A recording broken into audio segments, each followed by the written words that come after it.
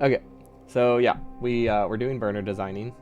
The other day we decided to not do something super crazy with the blue chips, which is good because it probably would have taken like 5 hours, and it wouldn't have been worth it.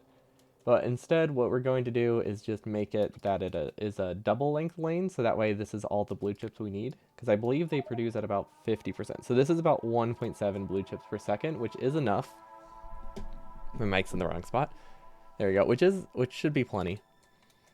Although I did realize that I'm sending 4 lanes of copper through here, but I actually only need 2. If I sideloaded. Oh, that's what the things I just deleted were. That's what these are. These are telling me where the side load points are. So this actually doesn't need a side load yet. Can't. And okay, my inventory is full. It's fine. Not unexpected. It usually is. Okay, so this is the halfway point. Ah. Okay, I think that sounds right. Yeah. Okay. And then we can actually supplement the copper through here. Why am I not doing that?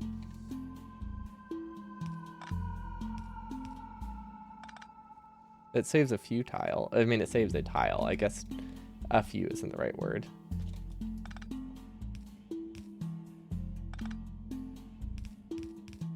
I think we can go through here. Yeah, we can totally go through here. No idea why I wasn't doing that. Oh, right. It needs to be a tile higher, though. Maybe. Actually, no. I might as well just sideload this the same spot. So that way, that goes through here, then this goes here, and we're good. Now I'm going to make a filtered deconstruction planer, because otherwise this will be very tedious to destroy all these. There we go. I mean, not. Yeah, I guess it would have been a little tedious. Would have been awful.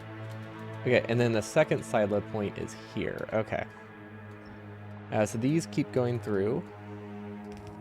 I believe I'm still in the right layer, although I wouldn't put it past me to be on the wrong one. We have no need for that tile. Although I feel like I'll be able to cut this middle tile. I haven't really figured out exactly how to do that yet, because there is a weird split in the resources. Hold on. Okay, I really had to sneeze, but I wasn't sure when it was going to happen, so I just had to mute myself early. Okay, where were we? Okay, this is the halfway point, then this is the second halfway point. I guess you can't really have 2 halfway points, but I mean, we can pretend. We can say we have 2 halfway points. That counts for something. Wait, does this not work? Oh, this is in the wrong spot. There we go. I'm trying to keep it aligned with the center here, the center of the furnaces. It's not strictly necessary by any means for the actual performance of the lane, but it helps with my my ability to follow it and change things later. So we do need to make sure coal is only on the top side here. Hello, Tice. Welcome. And I think this is the split we need for copper. That should be a grand total. If I add these up, this should be 22.5. Oh wait, is that the number I'm looking for? Yeah, 22.5. Nice socks. I really like them. I got these for Christmas. They're also extremely comfortable. They're probably one of my softest pairs, which is nice. I mean, it's not a requirement to be fun socks to be comfortable, but like it helps. It's very, very pleasant when they are. But the real question is, can I mirror this like so? I think I can. I'm pretty sure I can just cut them and mirror it. Okay, this thing is broken. Oh, right. Because I had a different pattern with how those connected.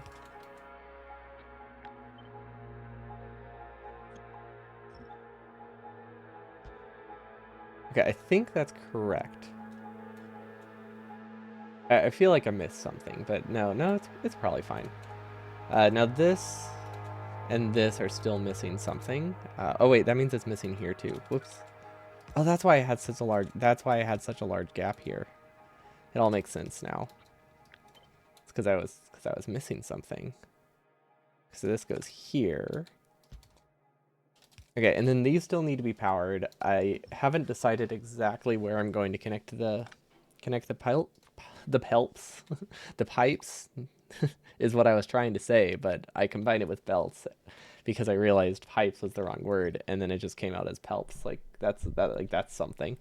Sounds like some kind of condition. Anyway,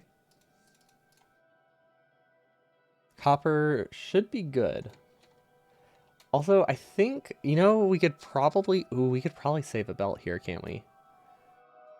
Let's see, the way we have this set up, we sideload it. Yeah, we can have a splitter here. And we can save 16 whole undergrounds. I'll take it. It's free. It's effectively free. Because, well, you can just send, we can send full resource here. Why not use trains? Is it cheating? Explain to me exactly what trains will do that's helpful.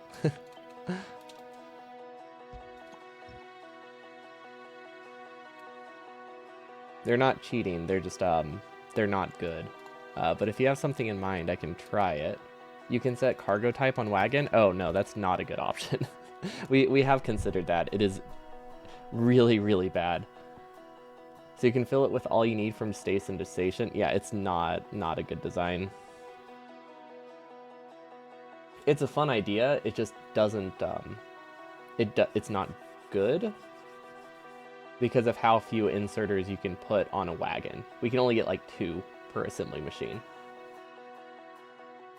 Yeah, the problem is that burner inserters are bad. Also, that design in general on a megabase scale for this kind of design, on a speedrun megabase scale, isn't practical because it's incredibly expensive for very little gain. So direct insertion everywhere just from a train, it's gonna cost like tens of thousands of it.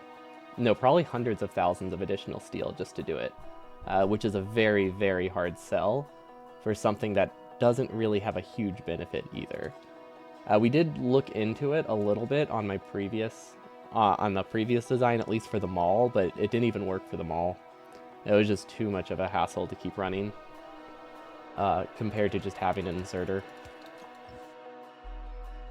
I'm not sure how the entity savings are with that. I feel like, or UPS savings. I feel like you also have UPS hits if you have to use a train everywhere like that.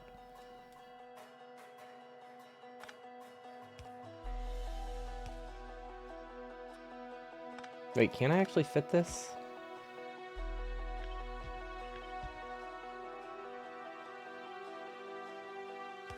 I think I can.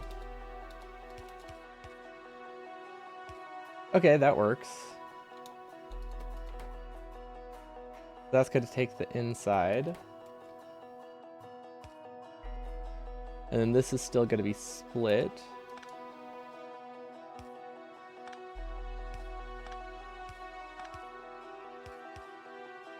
Okay. I think there's better ways to do that, but it does... it's good enough, right? I could probably also do that. No, not that, this. Yeah, okay, that's the better way to do it. So that gives me, well, when it's flipped the correct way.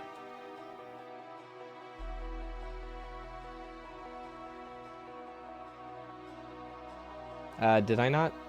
Oh, is this side loaded a second time? Ooh, wait. That's a problem. I didn't realize the second side load.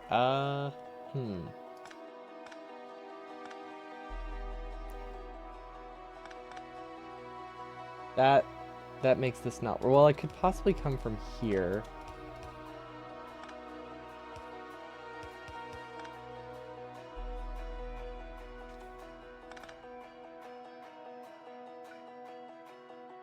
No, that doesn't work. I mean, it kind of works if I had a splitter. I could just do a pryode splitter here. Prio, this other side, though. Input prio, right? We don't need an output prio. I mean, this works. And the whole reason is this is supposed to save, like, It's supposed to save 30 entities, so like this is still fine. I think it works well enough because I think we actually have a little bit extra copper. I would like them. I would like them to be fully separated though. If I move it up a tile, do things work better? No, because then we can't put the splitter in here. What if I move the furnaces? Actually, wait. I can move these furnaces, can't I? These can go this direction.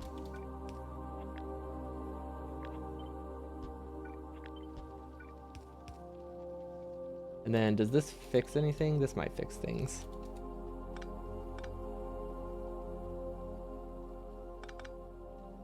Okay, that goes here. This goes straight through, which will probably be an underground. Okay, so what was the problem I was running into? I sideloaded it twice, right?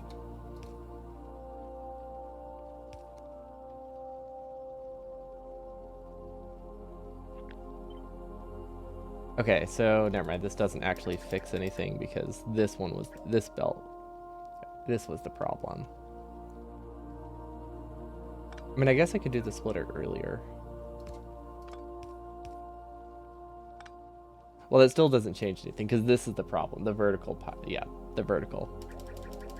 Okay, we'll just undo that.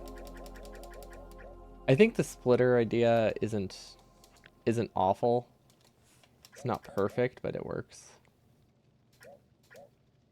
Okay, I think I deleted enough. No, this is still the shifted version. Okay, there we go. I think this was before I broke before I changed everything.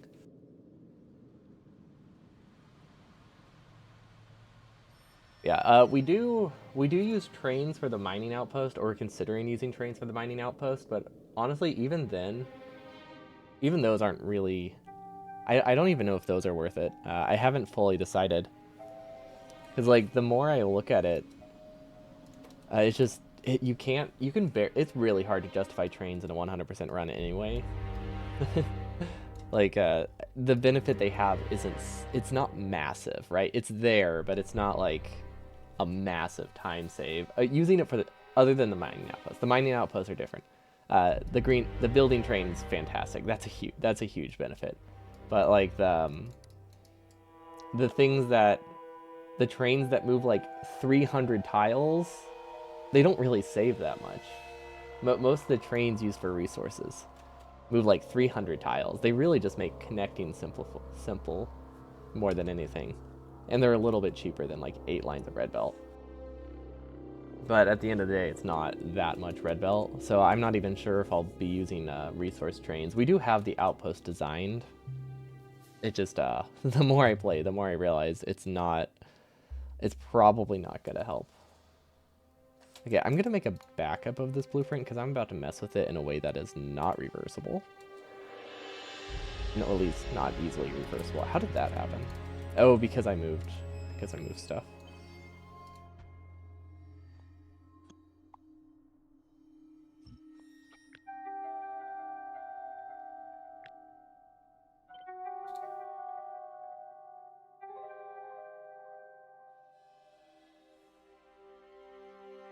I deleted way too much there.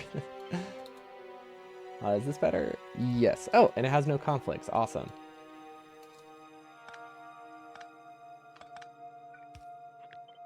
Okay. Yeah, I don't know. I mean, this is definitely worth it. Just not splitting it ahead of time. It's just not, definitely not that useful of an improvement that I just did. Oh well, that happens. Actually, it could be worse. There's still the chance that it's worse, but that depends on furnace timings more than anything. And I think the splitter fixes everything. Okay, now I have to replace every other furnace, which I thought I had already done. Maybe I did it on the right half, but not the left half. I must have done it before I copied the lane. That would make sense.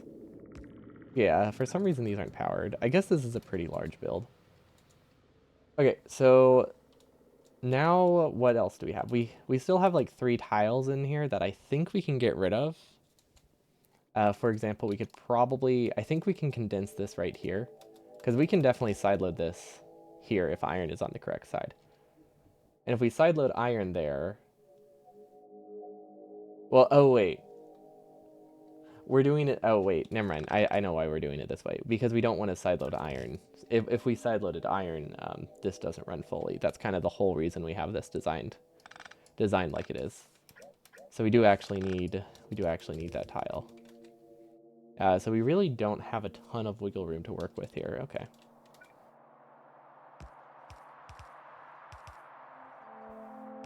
Okay, then honestly, I say we just, I just say we do that and call it good. Why is that not? Why do those not feel even? Oh, because one's on the inside and one's on the outside. Does it make a difference? I don't think it makes a difference. Outside looks cooler though. But yeah, practically speaking, there's not a difference there. And the underground is just to make it so only fuel goes up, as opposed to fuel and copper. Not hugely important once things back up, but does help a little bit with latency, I think. Yeah, definitely one of the smaller improvements. The start time of this thing is going to be horrendous. Like, absolutely awful. I might have to time it. Let's see, do I think it's set up correctly? That is the first question I should be asking. And then logic, we only have on this outer side, which we don't even have connected yet. So I say we copy this, make a blueprint of it, disable all entities, then we paste a new one down. And we are 4705. Okay, 4705. That's an easy enough number to remember. And we're just trying to get a rough idea of the start time here. Oh wait. Okay, never mind. We will restart it with the coal, with the solid fuel. That'll be a better representation of the start time if it actually has everything it needs. Okay, 4706. There we go. That's the new number to remember. Slightly harder to remember. But not too bad. 4706. Okay, so it's at 2 minutes and this just started. So we're probably looking at an 8-minute start time. That's not bad. 47. Okay, it's at 6 minutes. Full start time estimate. Yeah, okay, it's about 8 minutes. That's not the end of the world. It sounds so high, but honestly, that's just burners in a nutshell. What we could do is, it is possible to repurpose this, since this is filling less of the base, but it's not going to make or break anything. Also, I feel like we can almost fit a Roboport in here, but we can't.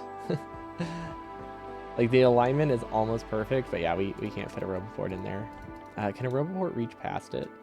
Also, yeah, someone did point out the other day that Roboports, we haven't been accounting for them.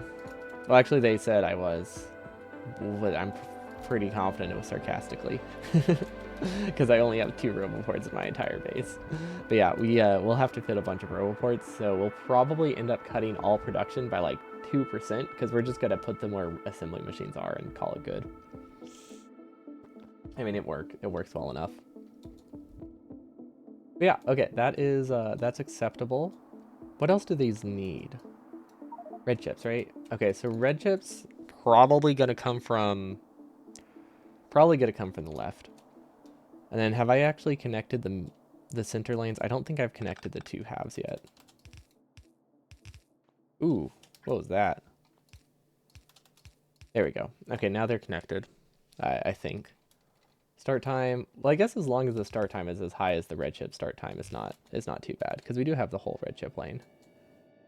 And it looks like blue chip's output here. Oh wait, if we tessellated it, did we fix that? We almost did. Okay. A keyword is almost. It doesn't fully tessellate, but there we go. Okay, now I think it's good. I guess we might as well save those tiles. Okay, I think that's it. And these are self-feeding, and they're using the read the belt logic. Okay. So that would be this one. We'll give it some solid fuel, which is here. And then for now, we're just going to give it infinite red chips, and that should be fine. Yeah, we'll just give it infinite red chips. Okay.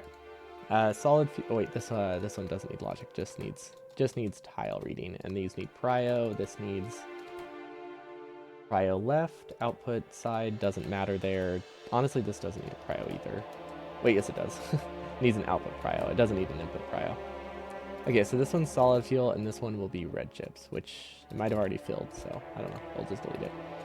Okay, now I just confirmed that it does in fact work, which it does not have the infinity chest thing, probably because we disabled it. So let's just give it let's give it the vanilla interface. Yeah, that's a bad sign, isn't it? No, wait, no, that's good. Oh, we should probably give it some infinite sulfuric acid as well. Which that reminds me, we have not messed with sulfuric acid in a while. I don't think we have enough. We definitely need more. Especially since I'm fairly certain we're producing slightly more blue chips than an actual run. No, we're producing more RCs. I don't think we're producing more blue chips. I feel like we definitely don't need this much rocket fuel and stuff. I think we oversized our rocket part production. But we'll need to do some calculations. I do want to launch more rockets though, so it might not be completely oversized.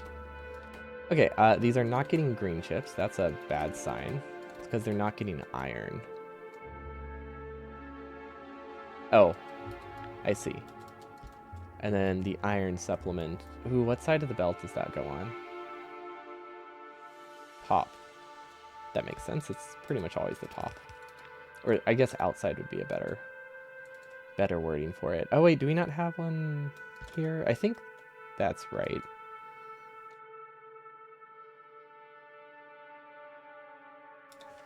Okay. We should be getting circuits on the top side though. This one's weird. Oh, we do not have the two halves connected. That explains it. So this first half is working, and this first half has logic but didn't have green chips, and this second half had green chips but it didn't have logic. There we go. That's better. Okay, so this should be producing a steady... Actually, I don't have a number. I have absolutely no idea how many green chips we're getting from this. I think we can do this.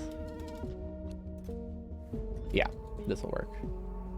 We're just gonna have to do a sample test.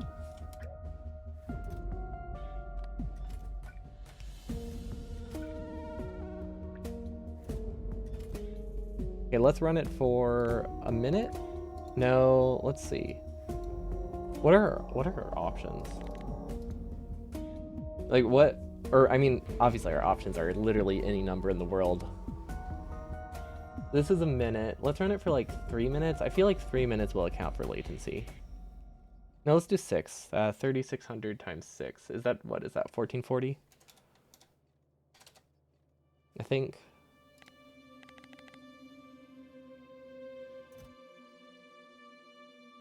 And we're just trying to see how much this runs in 6 minutes. 6 times. So our goal is about... Ooh, wait, what? Oh, that's not right. Oh, wait, this is 4 minutes. This is 4 minutes. Okay, that's a lot better. I was like, that's not how much we're supposed to get. Okay, in 4 minutes, that seems reasonable. So what is that? 380, about 380 over 240. That is... Or sorry, 280 over 240. This might actually be bad. Why is this not working that well? 1.6? That's way lower than the estimate should be. What's going on here?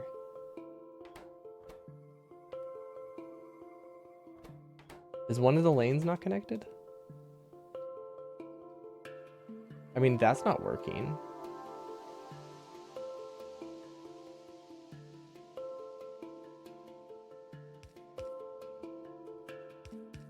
Oh wait, that might be significant. Well, is it?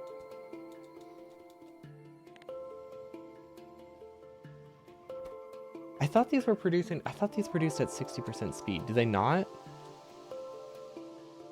Because that seems pretty bad. Okay, let's just do 10 minutes. 10 minutes is an easy number. 36,000. So our goal is like 1.5, I think.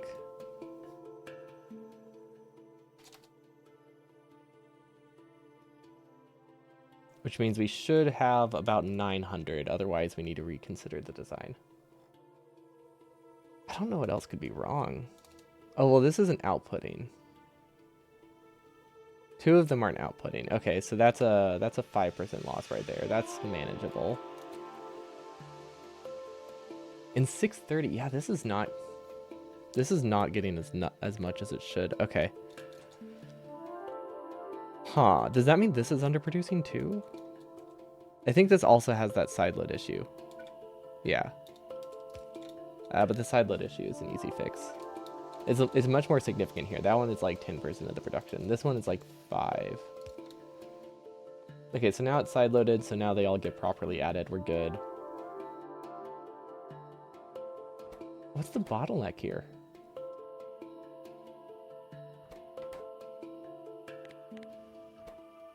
These are iron limited, okay. I mean, iron is smelting as fast as it's able to. Very, very confused. I think it's still... I think the design is still worth it. It's just less than I expected. Okay, so what do we need all these blue chips for? We pretty much just need... Well, we needed them for yellow science.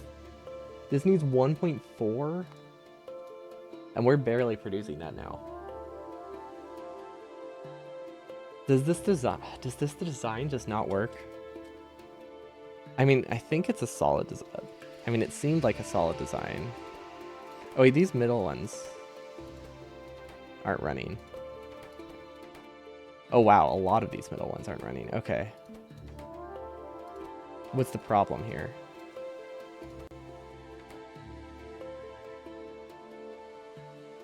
Oh. Wait. Wait.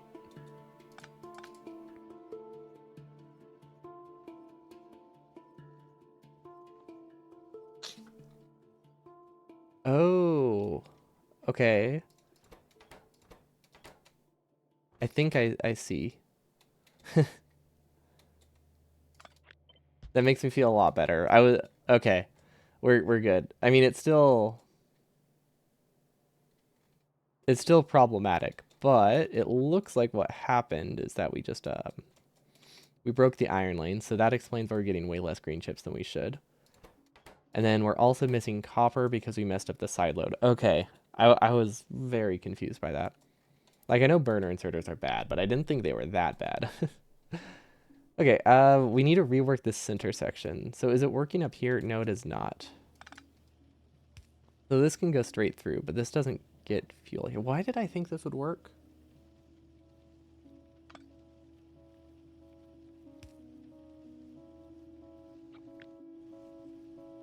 Yeah, okay. I just sideloaded it too early. This one's actually supposed to keep going through. Okay, that is a very easy fix then.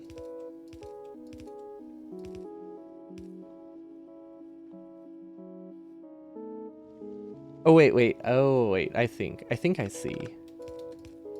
This was just supposed to get sideloaded here and nothing else. And then this was supposed to continue through.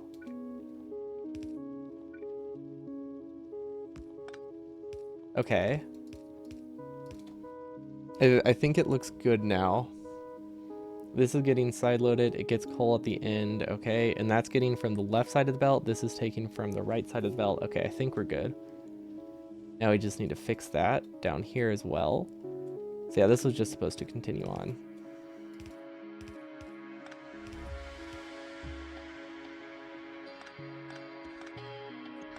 Which means we can delete them here too. Okay, where is it supposed to be sideloaded? Yeah, we just use this middle section as a way to sideload it to make things easier. Okay. Can we flip this now? Not quite. Not quite. Almost. Okay, I think that's right. Now they're perfectly symmetrical. Perfect, except for the center section, which is not supposed to be symmetrical. And now this continues through. And now everything's good. Okay. Now we try again. Okay, let's run it for 10 minutes again. Well, never mind. We have to run it for 10 minutes after the starting time, which is another 10 minutes. So I guess we'll just leave it running for a bit. It looks like it's close. I say that, but it's really not. Ooh, I could do more coal. It might be worth it because 10-minute start time is pretty high. I think we can cut the start time down by 5 minutes by adding a second belt of solid fuel going through the middle, or going through this section right here. Oh, wait, it doesn't. Well, actually, yeah, we could add it right here, which is, it's not that far down the line, unfortunately, but it is somewhat helpful. We could also probably sideload this on the other side as well if we really wanted to. So I think we can make it work. Okay, we are getting blue chips. Awesome. So now let's remove this. It's not removing unfiltered items. Now we run it for 10 minutes and see if it actually works. So we should be getting about 1.5. 1.5 is my goal. So a total of 900 in this. I don't know. I know it should be close to a half. Or at least I'm hoping it's close to a half unless we mess something else up. But they should be running at about half speed. So yeah, okay, that's good. 900. Ooh, okay, a little bit over a half. So we're looking at like 1.65 probably from this lane. Okay, 1.65 is good. Let's get an exact number actually. So that is 1,050 over 900 over 600. That gives us, how much is that? That's like 1.75 actually. Okay, that's a lot higher than I thought. So 1.75 out of 3.5. Okay, it is almost exactly half. Like pretty much exactly half speed. That makes the calculations way easier. So that means this is producing 1.75 over 2. So that means we have a total of about 2.4 probably.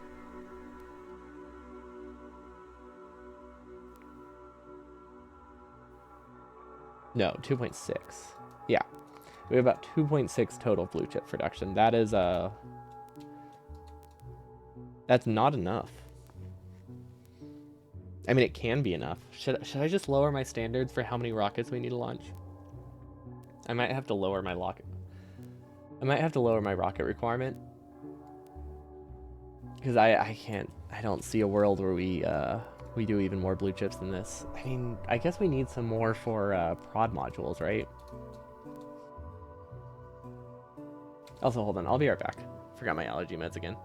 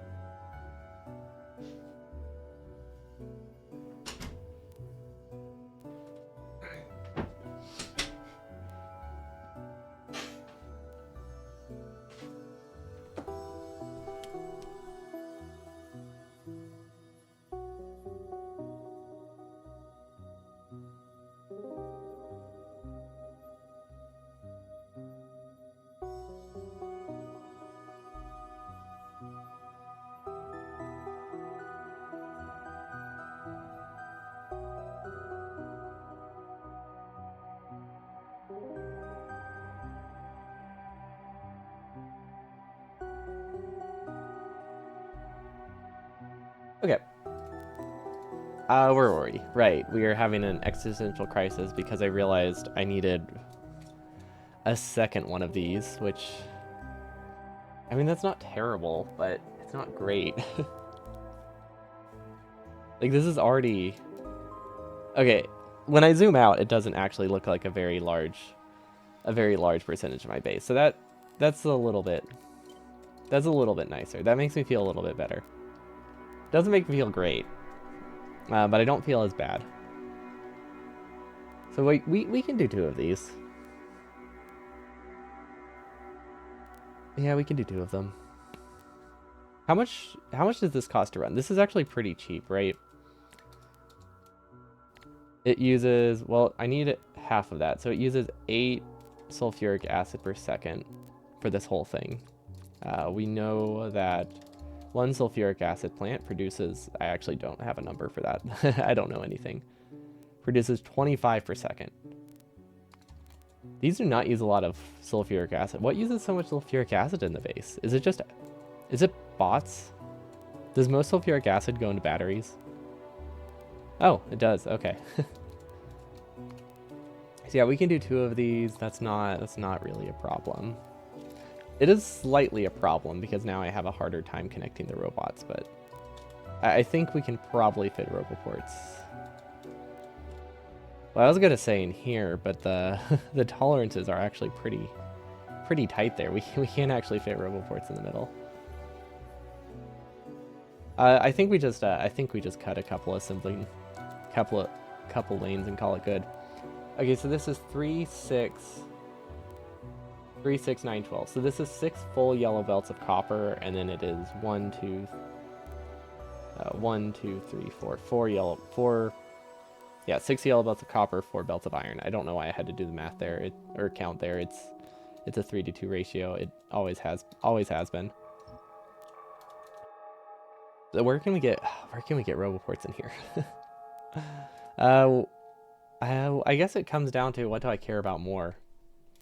Vertical tiles or 1 assembling machine? Because it's very easy to get roboports in here if we just cut these. Although I guess it does come down to more, how many roboports do I think I need? We would need probably 3 here. 3 to 4 here. So it actually would cut down on our production by 5%. We could take a 5% hit, but that doesn't seem that worth it. How many tiles do I need to add between? So we're looking at 5% production or 2 additional vertical tiles. It's like this. This fits roboports perfectly, I think. Like very, very, very nicely sit in the middle. Okay, that doesn't look that much larger. I think we go with this one because removing a tile is a lot easier than adding a tile later. Yeah, actually no, that's not really true. They're both annoying. They're both awful, and I don't want to do either of them. So yeah, we'll go with this one. Look at that. We're actually kind of thinking of roboports for once. Now we need to do some more math. Okay, I said this is exactly 50%. That means we need 6.5 redshifts per second. Okay, that is half a belt. Awesome. That means if I really wanted to, I could chain these to be on the same logic. I feel like that's a terrible idea, though, because of the coal. Because of the shared solid fuel, but it is an option.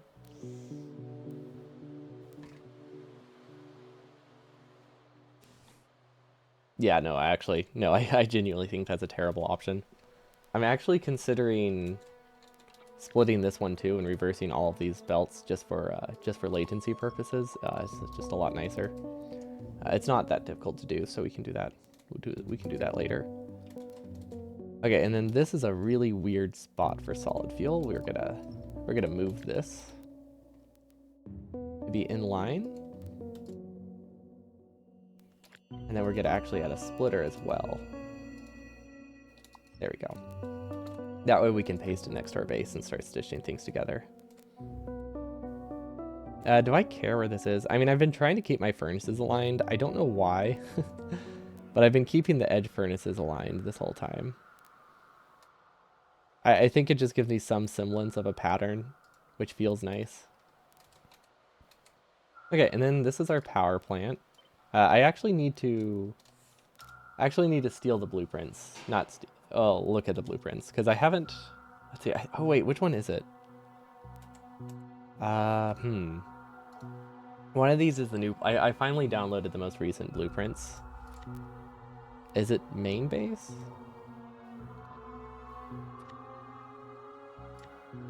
I have no idea which one is which.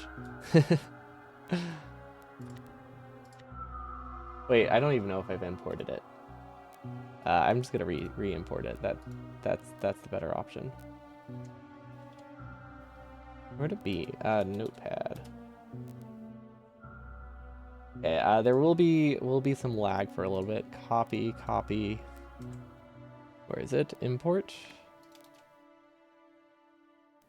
We'll just put it on the side, and then maybe we actually label it for once. That would be smart. Okay, I'm glad we don't have to like import blueprints during the actual run.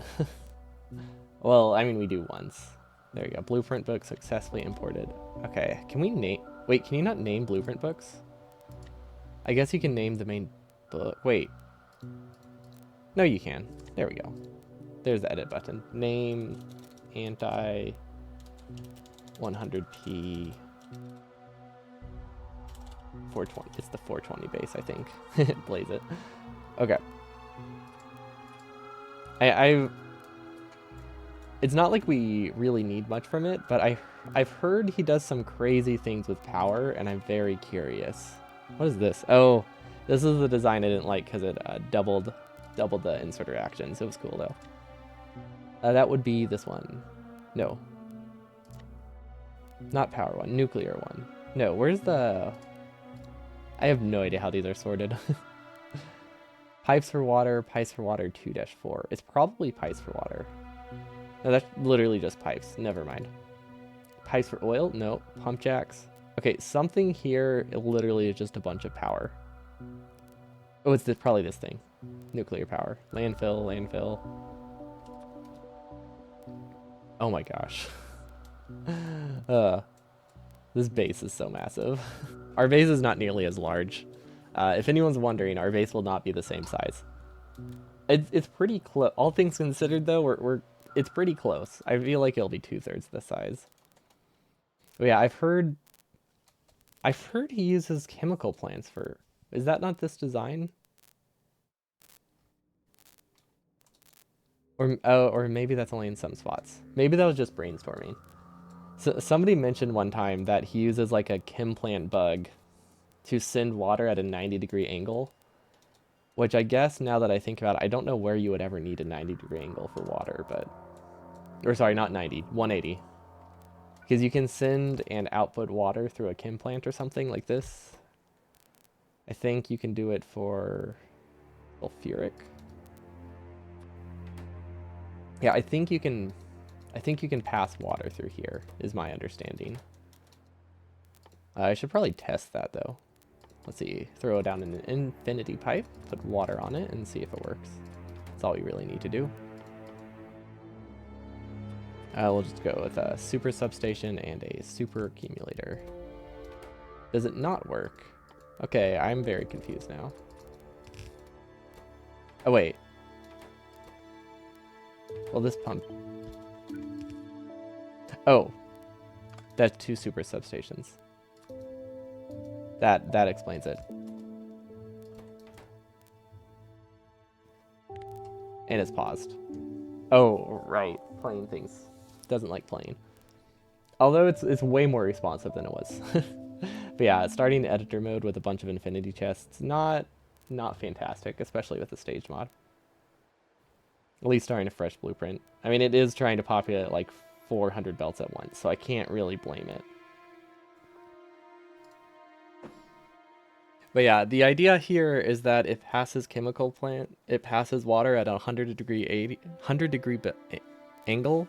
I think it's a very expensive way to turn. I guess it's no more expensive than a tank. I don't know if it's actually like a good design, but I think it's a very fun design. There we go. Oh my god, it actually works. I think it has to do with the internal buffer is higher than a pipe. So it's either this or like using 2 tanks. I think that's what the alternative was. Like it's competing with this kind of design, probably. Yeah, I'm pretty sure that's the design idea. And the internal buffer is 200. Same with boilers, I think.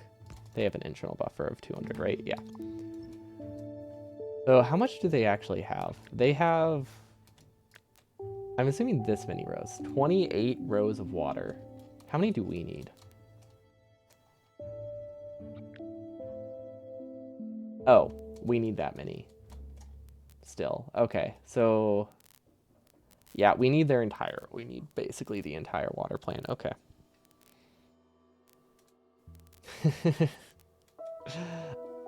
Just think, a couple, honestly, even just like a few days ago, I was thinking that we were going to need 3 gigawatts of power, and now we only need 1.7. That would have needed 50 full throughput belts of water, or full throughput pipes of water. And honestly, these combine, so I don't even know if this is a full 32. I have no idea what goes on here. This is very confusing. I don't quite follow it. I get what's happening here. But yeah, it basically comes down to water is terrible. Or not water is terrible. Steam power is terrible. When you need like multiple gigawatts of it, you need so many pipes of water. And it's not that viable for us to, like, even though it's just a burner run, it's not super viable for us to, just turn on water patches, because they block so much. They increase your landfill requirement. It means you constantly can have bots like breaking, ruin so many patches. Just use water trains. I don't know what water trains would do, but I like the idea. I don't think that's the first time it's been suggested. Although I think the last time it was suggested was for a different run. I think it was for my pipeless run, before I decided not to use pumps. But I like it. Also see you, Tice. I really wish I didn't need 2 of these, but I mean, it's honestly not that expensive. This is only 6 belts of copper. Only. Only 6 belts of copper, yeah. I don't think only is a good word for that. So now we need to figure out how to get 6.5 red chips per second. Oh, that's really easy. Red chips are cheap. Well, not cheap, but they're not as expensive as I thought they were. Okay. So I think we need a total of 100 more. So I think we just need this entire quadrant, but a second one of it. I don't know why I called it a quadrant either. It's just an arbitrary number I chose.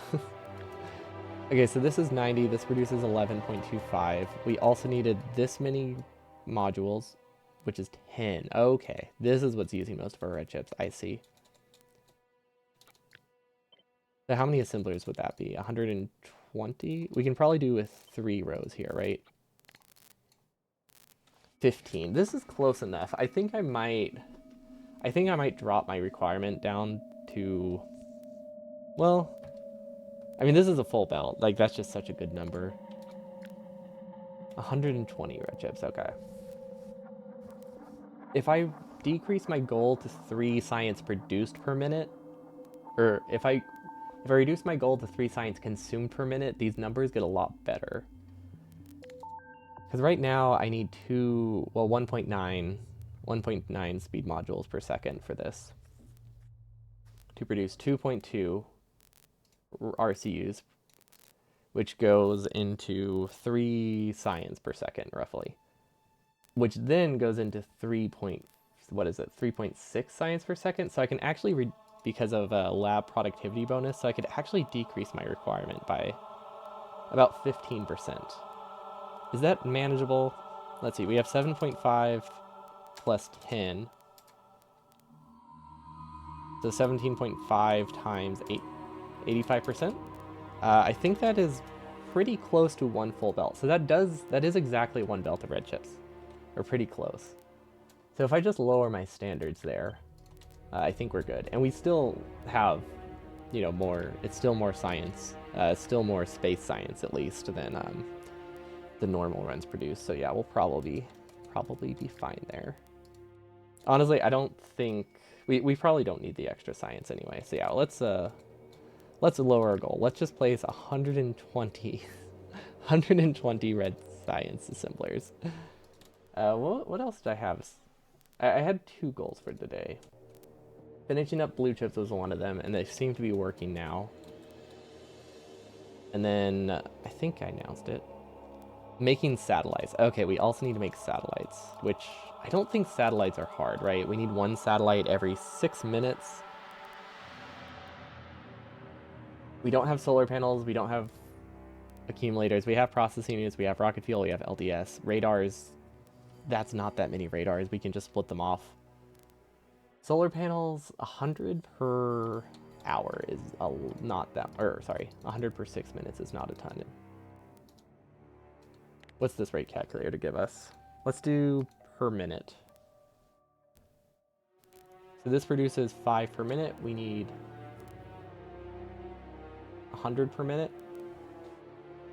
Or no, we need 20 per minute. So we only need to be able to run 4 solar panel assemblers full speed. That is a lot more expensive than I thought. It's not expensive by any means. It's just a lot more expensive than I expected. And then accumulators are pretty cheap, right? And this one, realistically, we are not running...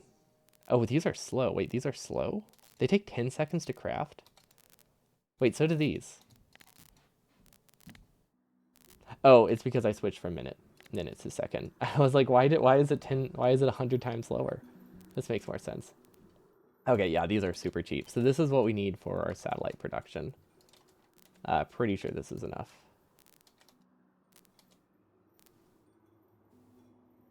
The 1 per 6 minutes. This is...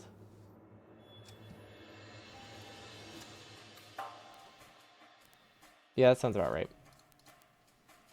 That looks about right. Okay, so this is how much we need for the satellites. Radars, we don't need to do anything special with. We just need to figure out how to get them from here. Wait. Did I make radars? Wait, did I make radars? I did make radars. Okay, so yeah, we can just take radars from... Huh. Right. We did not leave space here. That's gonna be fun, Spaghetti. To connect these 6 belts over here. That's fine. We'll do that a different day. It's manageable, right? Like it's built by bots and it doesn't have to be perfect. That's just mall stuff. So yeah, it can be a mess. And then we need more green chips. I think we need more batteries, but I'm not sure. Okay, so let's do the big green chip build. We need 4.5 for that. We need 10 for this. Okay, so that's one full belt of green chips going into all of these. That's easy to do. And then we need, I think, 2 belts of green chips going into this. Wait. Oh, we cut some of it. We need another 2 belts of green chips. Okay, so we need 3 total belts of green chips, probably produced on this side. That just seems to be where our space is right now. And then 2 belts of green chips. So that's going to be... Actually, wait. Green chips are weird, aren't they? Because we use prod mods in them. So I have no idea what the belt requirement is.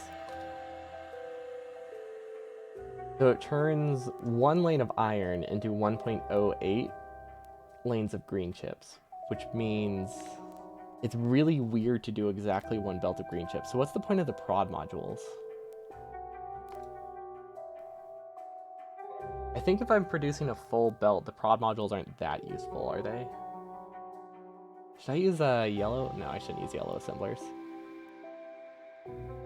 I mean, I guess what I could do is just do a shorter lane and not use a full lane of iron. That's probably what I do. Because like if I use 95% of a lane of iron, that's not the end of the world by any means. Don't I have a double lane of blue chip somewhere? Well, I have more than half a lane of green chips. I literally went through every color of chips before I said the right one. But yeah, I think this design is roughly what we're going to be using. We just need to figure out exactly how much that produces. Okay, so what is 1 over 7.5? No, 12 divided by 1.08. Does that actually reduce a furnace? I think it's close. It's pretty close. So we could do 11 furnaces per half. Wait, that doesn't sound right. Does it? No, half should be... Wait, a half belt is 7. Okay, so it doesn't actually remove anything. Doesn't remove any furnaces. What's the point of it? I have no idea what the point of this is then. Oh well.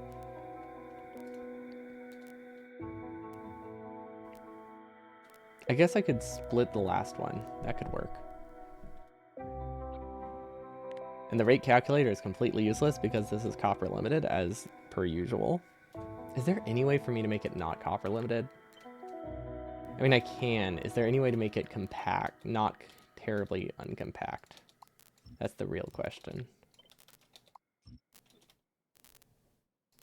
want to say the answer is no, otherwise we would have been doing it in our outpost.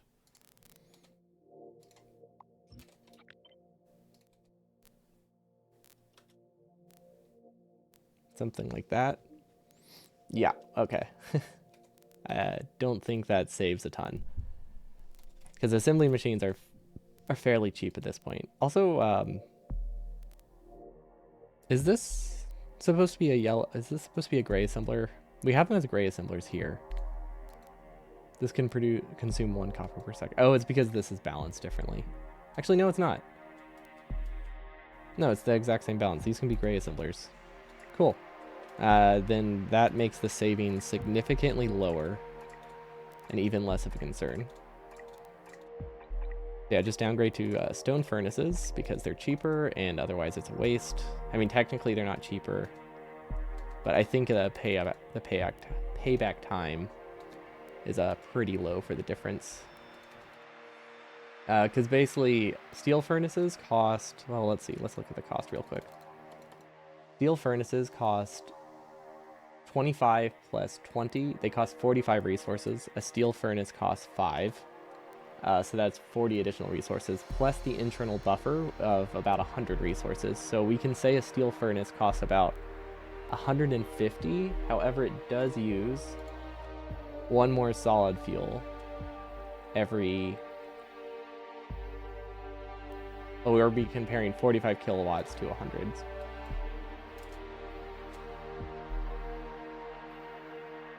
Every 5 minutes.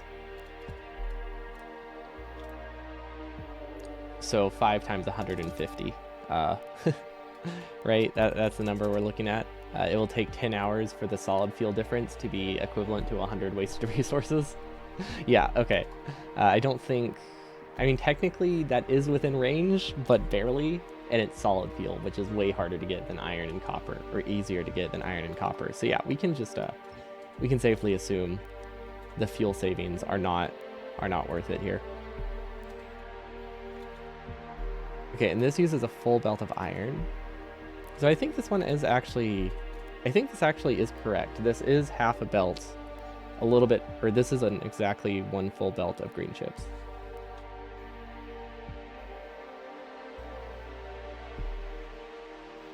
This side load is a bit weird, but I mean, it's not awful. Now the real question is, can we double side it to make a belt snake? I think we can. We could also use red chips. Wait, red chips isn't that useful, right? Let's see, I needed 1, 2, I need 3 of these. So yeah, red chips won't really do much. A double length one would be really nice.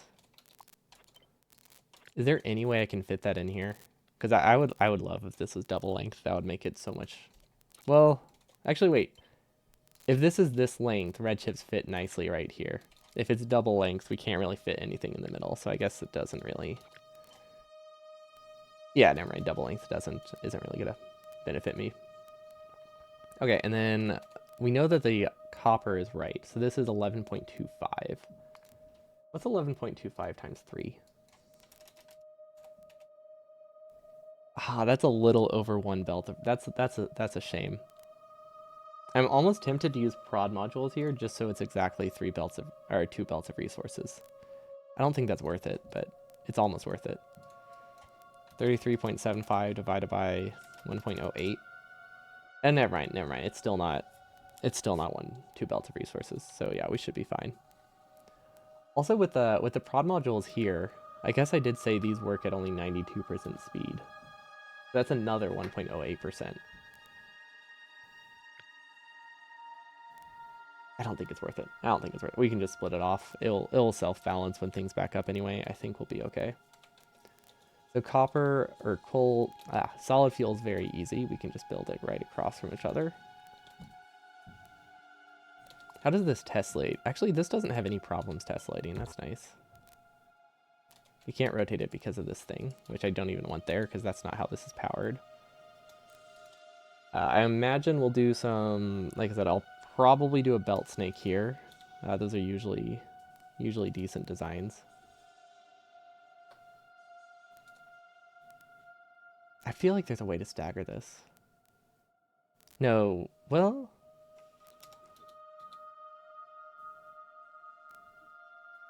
maybe. Oh wait, but then I can't share solid fuel. Never mind. I think you lose all. I think I lose all the benefit there by not sharing solid fuel. Okay, and this requires a supplement of copper. So actually, if I want to do the belt snake, I should have them tessellate on the outside. There we go. This way is better because then you can do the belt snake here. Which you're not able to do if copper's on the... Well, you can do it with copper on the outside, but it's a lot more expensive. You need an extra tile. Okay, so this is 30 per second, roughly. Yeah, a little under 30. Wait. Is that right? These produce at 70% speed, don't they? No, 80% speed. Oh, wait, we do need... Okay.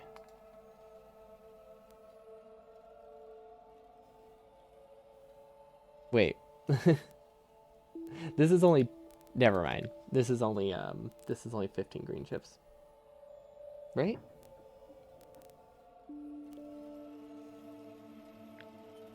Yeah, this is only 15 green chips per second for this whole thing.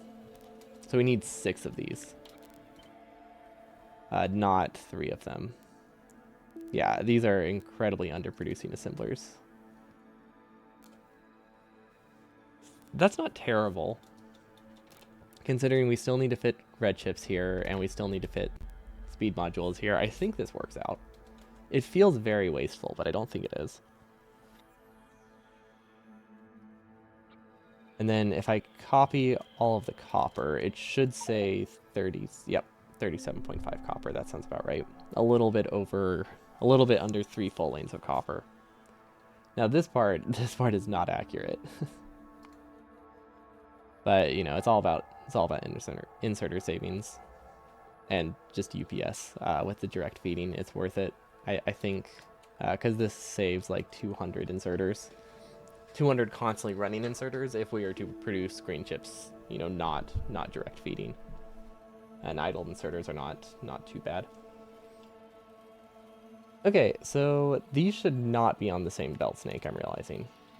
The start time will be absolutely horrendous if we have to fill up this much solid fuel. So we should keep them local, which is this, wait, no. Local would be here? Yeah, here. Okay, so we can put these on the same belt snake. I think that's good. And then we can remove the solid fuel because that's a weird design. Let's say this, I want to say this is a new stage, but I think we're just going to have to restage everything anyway. Okay, underground. I did not realize we didn't do any entity savings here yet.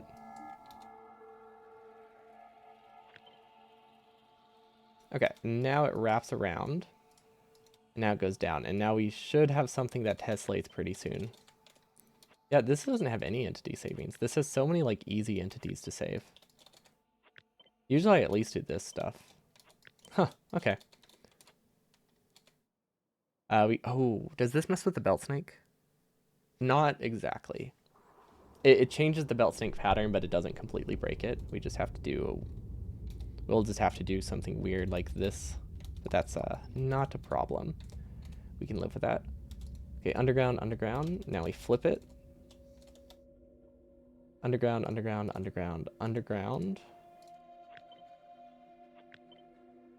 And then we need to move all these. Okay, I'm glad I'm glad we'll be able to copy this 3 times and I'm glad we did this first.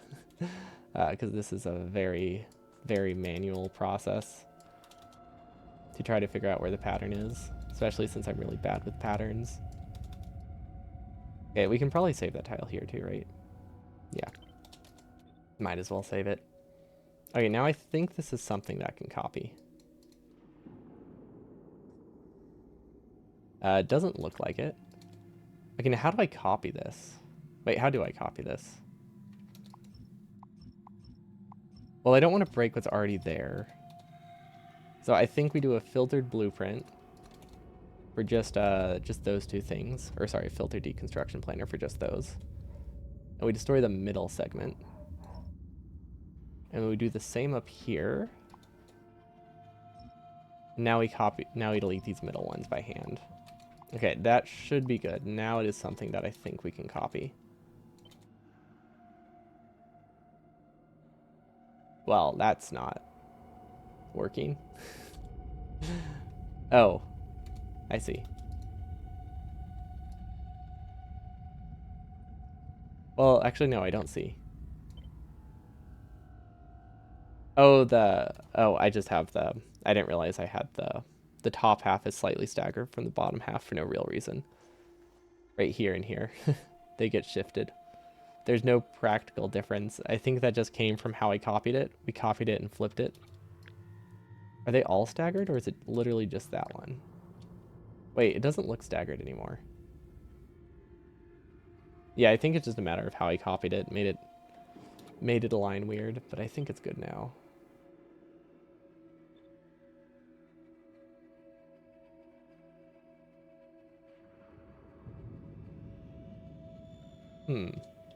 Yeah, the assembling machines do not copy well. That's what I'm realizing. Okay, and then this one I said I had to fix manually, so we won't worry about that one.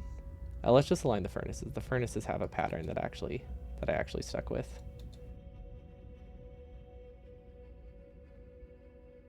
Okay, I think that's everything, aside from the fact that it doesn't work, which is actually actually a pretty big if, because it messed with all of this copying. Yes, very, very, very manual. Oh no, did I get off the pattern?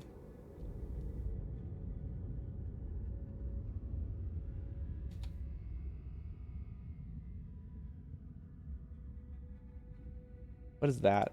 I don't know what that was. Huh. I thought this wasn't going to get in the way. I definitely had a vision for how it doesn't get in the way, but clearly it's well, no, it works down here. Why does that one work? Oh. Oh, because it comes from a different direction. That's actually annoying. How do I fix that? Okay, I think if we use a splitter, it's fine. Like, we can place this here, probably. And then we can go up. And then we can go around. We probably could have come from a different direction, too. But I wasn't sure which side of the belt everything here was on. Oh, wait. Wait. This side loads on this far side. Why don't I just... Why didn't I have that before?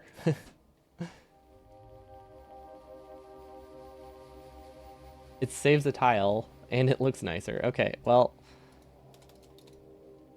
Cool. Glad we were able to... Glad we were able to save that. Oh... I think it's because I think I used to have something else on that belt. I think it was just a relic of like an older design, which you don't really need anymore. Of course, now we have the exact same problem here with the splitter being on the wrong side. Okay, so we do need the splitter, but the splitter complicates things. Oh, wait, I know what to do. What do we use as a filter for things we never have? Fish is pretty common, right? So if we do a fish filter here, then we could sideload the belt, no problem. And they don't interfere with each other. Okay, these do not copy. Did I like get off the pattern or something? Up, down, up, down, up, down, up, down, up, down, down, up. I am off the pattern, okay. Well, that's rough. Glad I noticed it before I started trying to keep the same pattern, though. Because I think this is about when I got off the pattern. Also, yeah, we're going to have to redo, like, all of the top stuff. Yay. It's exactly what I wanted to do. Okay, down, up. Okay, I don't think we can really copy anything. Also, I can still save these entities. I could have sworn I went through, like, the whole side. I think I got to the... Oh, you know what happened? I probably got to this point and was like, oh, this is the end, and then stopped copying it. But yeah, no, it was not the end.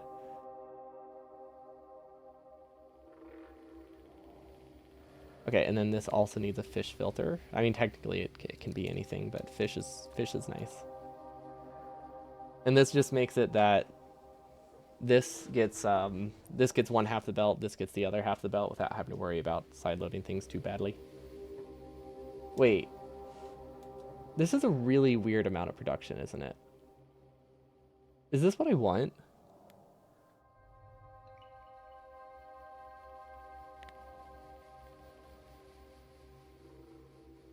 What if... Maybe I should just do like a 9. You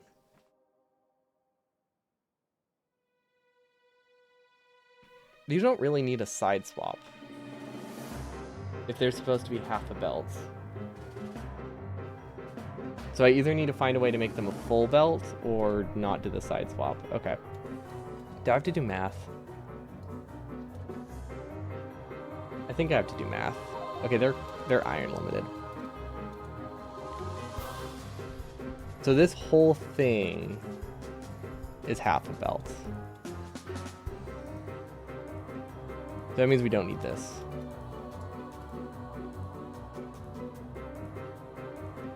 Yeah, we don't need that at all. That was time well spent. At least these have a nice pattern now. And then I think we can cut off the one on the end because of the modules. Maybe that's the strat. Then we don't need we don't need all the copper. Well, we probably need all the copper. Actually, yeah, we'll need all the copper. This feels like so many assembly machines just to get one belt of iron. So I keep thinking, or one entire belt of chips. So it just feels off. But we're limited by so many different factors right now that it makes estimates very tricky.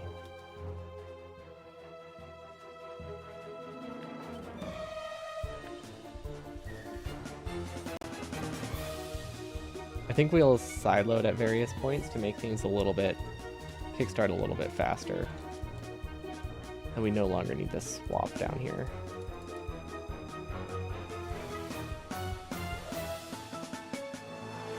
Okay.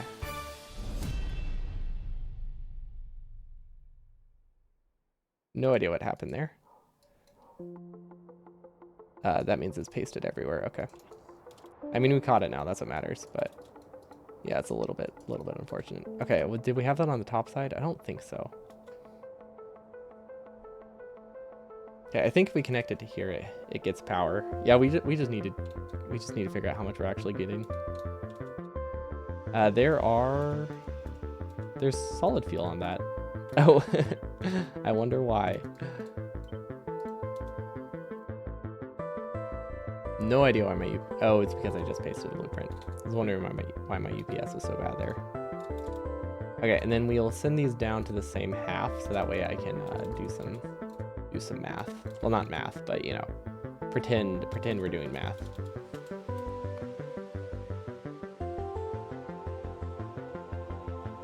Okay. Should we? Well, first we need to make sure it works, which it doesn't because we never gave it the iron. Where do we keep solid fuel? I don't think the side matters for the iron, so that makes things a little nicer. And then this one can be solid fuel, and then we'll just copy this and put this on this side. There you go. Okay, so this should be running. Okay, so ideally, most of them run except for the last one. Assuming my estimate was right. Because I think half a belt is going to be all the way up to 11. And then this one doesn't always run fully. This one just kind of fills in the gaps. Which if we really wanted to, I think this would actually be better if it outputted onto the belts, just for saturation purposes. But I think because it's just sitting there idling, it probably will fill the gaps decently. Okay, that one's not backed up. This one is. This one also is. Prod modules aren't that powerful though, right?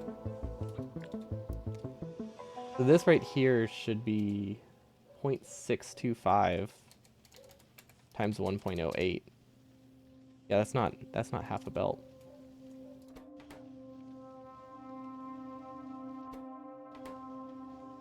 They must have had some internal buffers. Okay, yeah, they seem to be empty now. Okay, so this one still runs. I feel like this one also... I feel like this one should be running more. I wonder if it's just because we don't fully... we don't have like a full belt here. Let's try moving this. See if I like it. Okay, so like if we fill in the gaps, maybe it runs slightly better. It could just be that there's gaps every now and then, because we've already cut one assembler. And one assembler, I think, was pushing it. Or one furnace. Because we have exactly 12 divided by 1.08. That's 11. That's 11 furnaces. A little over 11 furnaces, so I don't know what's making the difference here. Yeah, this one, like, barely runs. Can I not count? Is that the issue? Oh, wait, that is the issue. Okay, we haven't cut it yet. That makes a lot more sense. Well then, easy fix. There we go. Okay. There. Yeah. Probably should have recounted. Did I have like 13 before? It's possible I had 13 here. No. Okay. I just did not cut it. I could have sworn we cut it off. Maybe I just decided not to cut it, thinking I would need it later. Yeah, this is close enough. This is close enough, but honestly, let's just do the full lane. I don't think the benefits are that significant. But what I could do is decrease it to like a yellow assembler, since it's literally just filling in gaps here. Might as well make it cheaper, right? I guess I could keep the prod mods, although it is low priority. So yeah, this is literally just filling in the gaps and nothing else.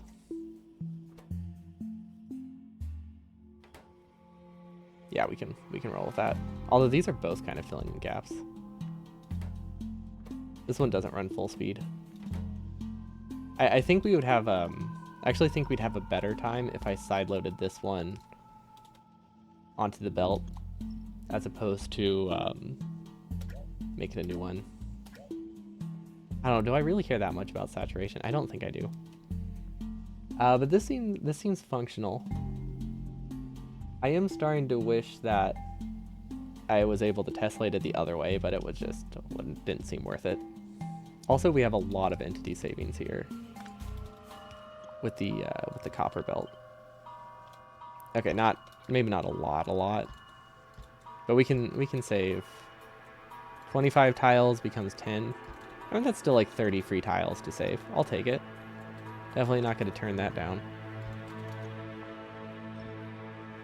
This needs an underbelt. This needs an underbelt. Okay.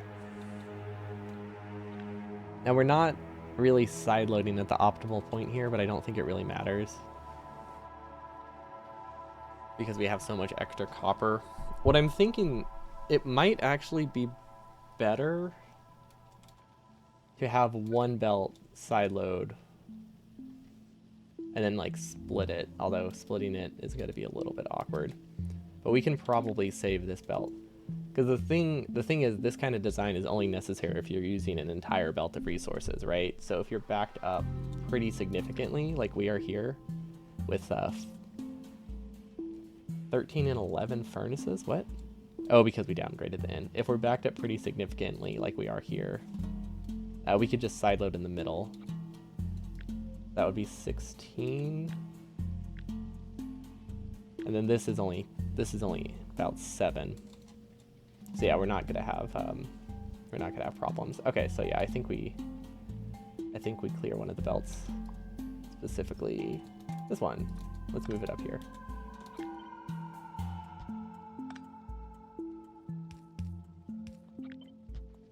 Okay, so now this goes through. The whole reason of doing it this way is it lets us clear this whole section. That whole section isn't even supposed to be there. And then we can split it here instead and just sideload it in the middle. Something like that. That doesn't feel like it saves that many entities anymore. I mean, it saves like 8. I guess that's better than nothing.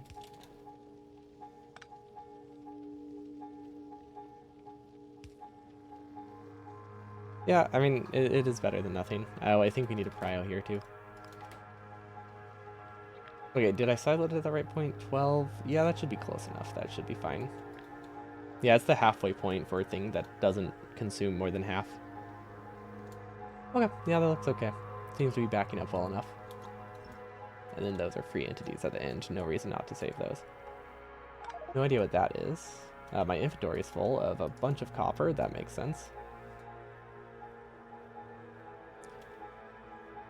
Okay, so this uses a little under 2 belts of copper. Oh, whoops. Currently it uses a bunch of solid fuel too. Well, I guess it's always good to use solid fuel. But yeah, this can fit. This is 1 belt. We need 3 of them. How do I make it? How do I make it into 3? Also, why isn't it running? Did I flip a belt? Yeah. I flipped 2 belts. I flipped 2 belts and then I flipped them again. Okay. I think saturation wise, this should be pretty close to 3.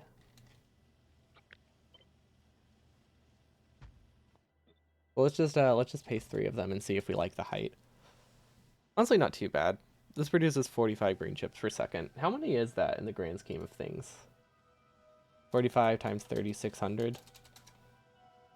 That's 160k per hour. So this right here will produce 1,000,000 green chips by the end of the run, ideally. That's pretty cool. We actually need to make sure, we haven't really done it before, or we haven't really done it yet, but I feel like it's important for us to make sure that the green chip parts of my base keep running, at least as long as they're able. But currently we're not buffering green chips, but I think what we'll do is we'll buffer blue chips, and blue chips are just, 20 times denser than a green chip. So like 1 chest of 1 chest of blue chips is equivalent to 20 chests of iron. Actually, wait. If you consider the red chips, it's actually 25 times better, which is kind of cool. That might come in handy. Have we condensed this left side? We actually have not.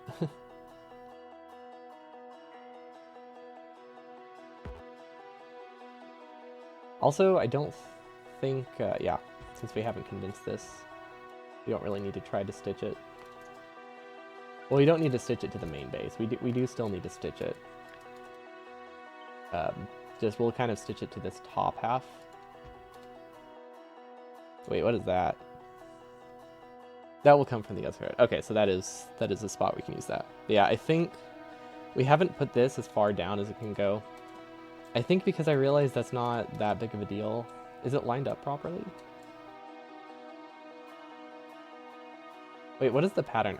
Didn't I say earlier I'm trying to keep a pattern? I think that was just a blatant lie. Because there's not a pattern here with how these furnaces are lined up. Yeah, there's not a pattern at all. Cool. These are not running for some reason. It says they're low on power. Don't know why. Oh, I think this is, those are still disabled. Yeah, okay, this isn't actually producing because I ran the disabled button. There we go. That makes more sense. It was running on like one random accumulator that I had somewhere that wasn't producing enough power. Okay, this should... I don't know why I'm doing a rate calculator on this. Literally none of these numbers are right. Maybe the copper one? I think this one's right. And this one's right. So yeah, okay, it's not completely wrong. It's not right, but it's not completely wrong. Did I end up decreasing the length? I did, okay. Because this should be... Oof. I don't know. I'm not sure if this is a good idea. I think really it does not matter that much because it seems to be running just fine, so it's probably a-okay. Now speed modules, do these have throughput problems? Oh, yes, actually for both of them. Okay. Huh. That means we need to do 2 separate lanes of speed modules. Did I call them blue chips? I mean, they are blue. But they're not blue chips. They're blue modules.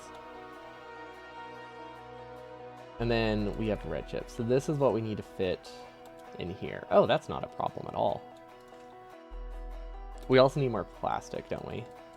And then I think plastic we should, again, produce from this side. It seems reasonable. Okay, we're going to move these all to the same layer because these are all going to be their own blueprint anyway. That way I can move them. Okay, this is a lot of entities to move. Wait, what's over here? Oh, right. The other day we were experimenting with if it was worth it to produce blue chips in the same way that our outpost is designed. And I think technically the answer is yes, it is worth it, but it's not worth my effort right now. Like, I think it would be ideal to design it that way, because this basically wastes 100 and... Oh, actually, this wastes 300 prod modules, which is it's a decent amount. I don't think it's not like an unbearably high amount of prod modules,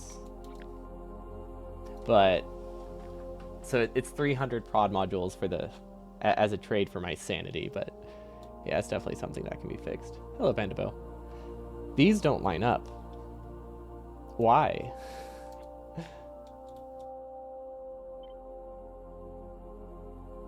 How did I paste them in the wrong spot?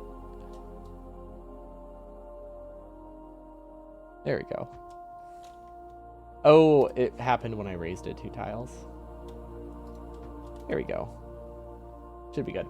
Yeah, hello Pandabo, welcome. Making a blue chip production right now, which is incredibly large because it is, they only produce at half speed like this. I am slightly regretting my decision to do it this way, because it does waste... Actually, no, I highlighted too many assembly machines. Okay, it only wastes 100 prod modules. That's not that bad. That's really not that bad. That is literally a minute worth of module production. And it saves me like 10 hours of headache. 5 or 10 hours of headache. But yeah, remember how messy my outpost is? Because it was, that one's trying to maximize the inserter capacity. I was thinking of repurposing my outpost into a blue chip lane. And then I just decided that, no. It was a very hard no. That sounded like a lot of work. I think it would work well. But it's a lot of work.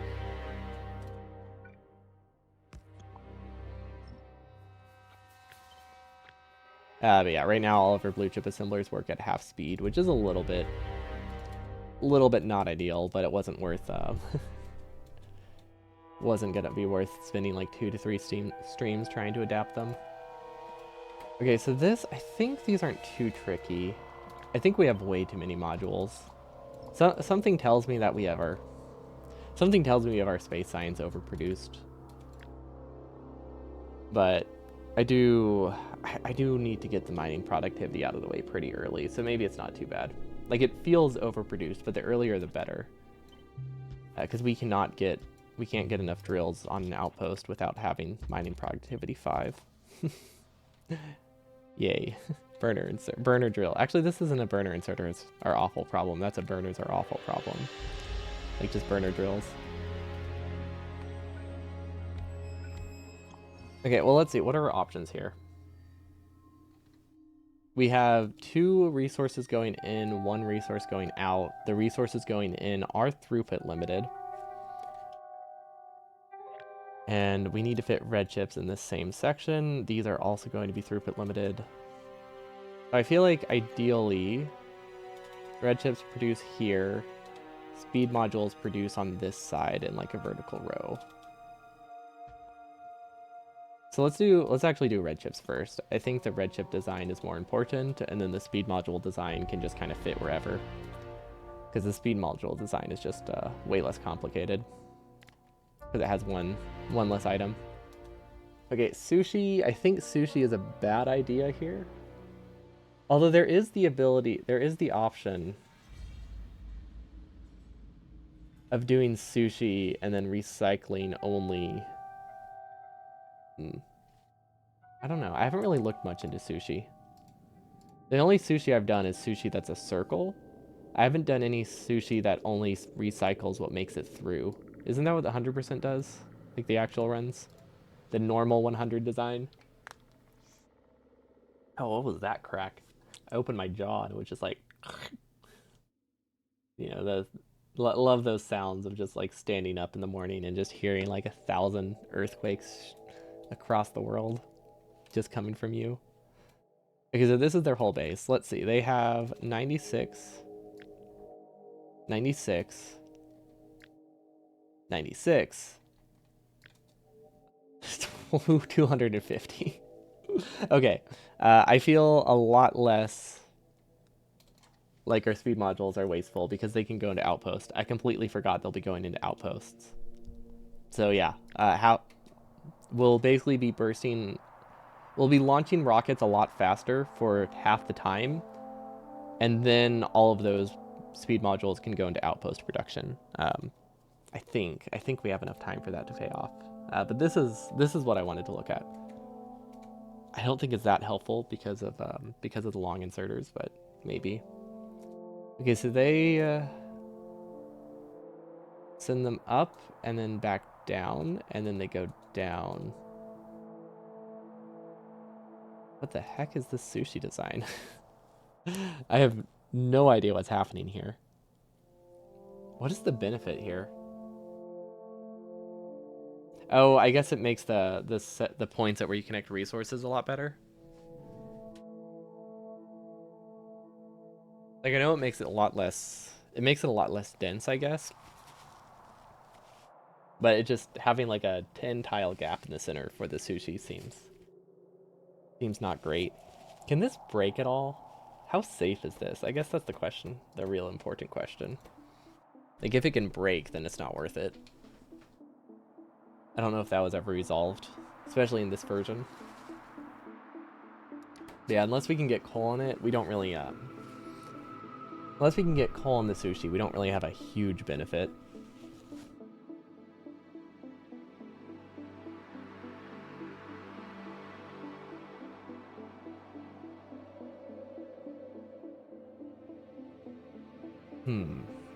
We could do coal on the sushi.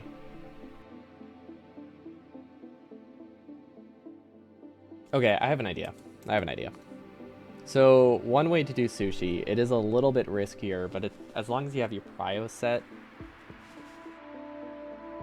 it's probably fine. It's probably fine.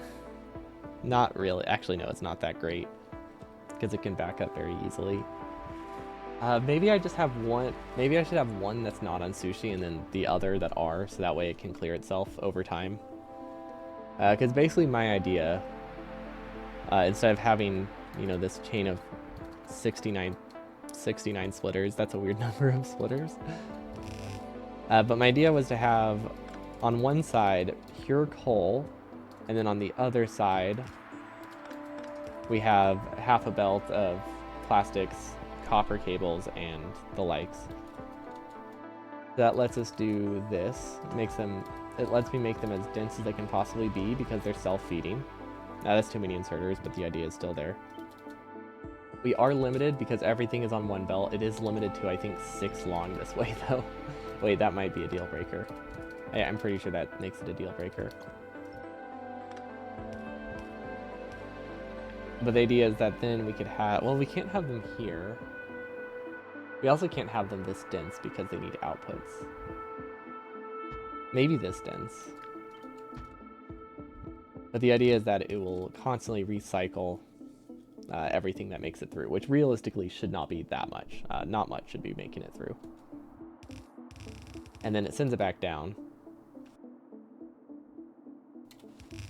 And then gets prioed onto the belt. Not like this. But it gets split off into like circuits and then reconnects here.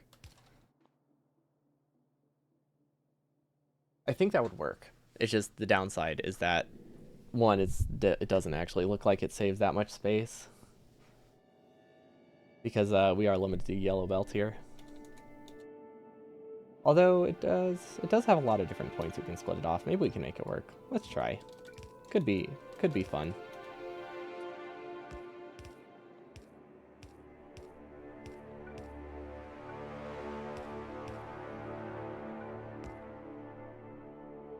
Something like that. I think we would need a splitter here.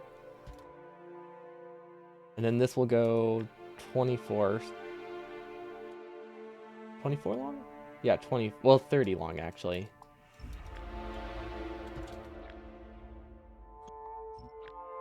Yeah, it's more like this. I think it's something more like that. So then we would need a splitter, and then another splitter. And then we sideloaded 3 separate points, and this one's copper. Okay, so this would have cables, plastic, and green chips here.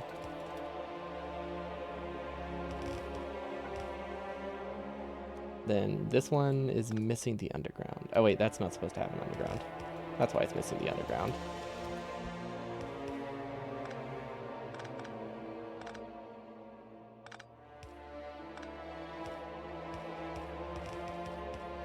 There we go. Let's just keep it a little bit consistent. Okay, this is the idea, and then this has solid fuel, which that's the easy part. The solid fuel isn't actually on sushi. I wonder how bad this will be for performance, because the idea here is to have every single inserter on logic, which is not great. I guess I could stop all of these belts if there's no solid fuel here. That's one option. That makes it a little bit safer. And then these don't need to be on logic. Or, well, they still need to be on logic, but they don't need to be on as... Well, they can be on separate logic. That's what it comes down to. Or different logic. Well, actually, wait. If I have solid fuel on the belt, if we're reading from every single belt... Okay. There's 2 ways we can do logic, right? We can do one central location like we do in the blue chips. Over here, where we read to make sure the belt's backed up before everything activates. The other option is to read every single belt and only grab if there's a solid fuel across from it. We would have to stagger them, but that's fine. That's not the end of the world. Now with that option, if we're only reading from across the belt, that does give us the option of putting solid fuel in both halves. But I think that will only work if we loop the sushi. Never mind, that option doesn't work with the fake sushi. Well, not fake sushi, but the non-loop sushi like we have right now. Or the recycle sushi, I guess is a better way to phrase it.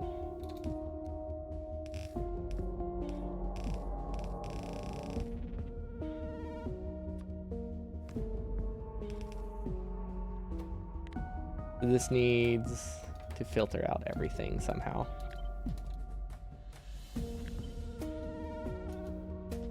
So yeah, the whole point here is this recycles everything back to the center, which I imagine we could do probably with this much space. Does this feel denser? It doesn't feel that much denser. 20% denser. Well, we don't actually have outputs, but technically we can make that work. Yeah, okay, so it can be, let's say 20% denser. That doesn't account for the vertical space though, which does include that gap in the middle. So that's actually more like 15% denser at the cost of it can break permanently and it puts 100 extra inserters on separate circuit networks, which is not a great, maybe not great, but I'm very curious because I've been thinking about this for a couple days, so I want to see if it actually is somewhat functional.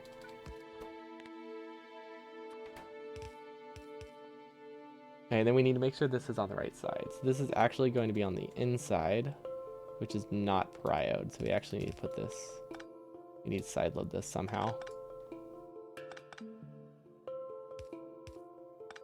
Then these don't actually need to be prioed because they can only go on one side of the belt.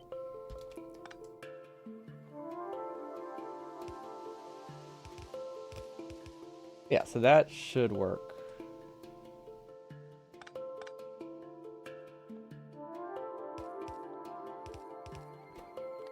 Input priority left. Output priority doesn't matter. I think the idea is there. We obviously have to make sure these are sideloaded on the proper side, but that's not a problem. I will just pretend it is for now. Actually, wait, is that correct?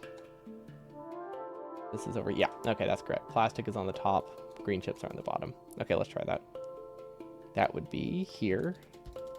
Plastic is on the top, green chips on the bottom. That's what I just said, right? I think that's what I said. Hopefully I'm right. Okay, now we need to actually add the circuit logic, which I do not remember. I do not remember how to do. Wait, I don't think the split works.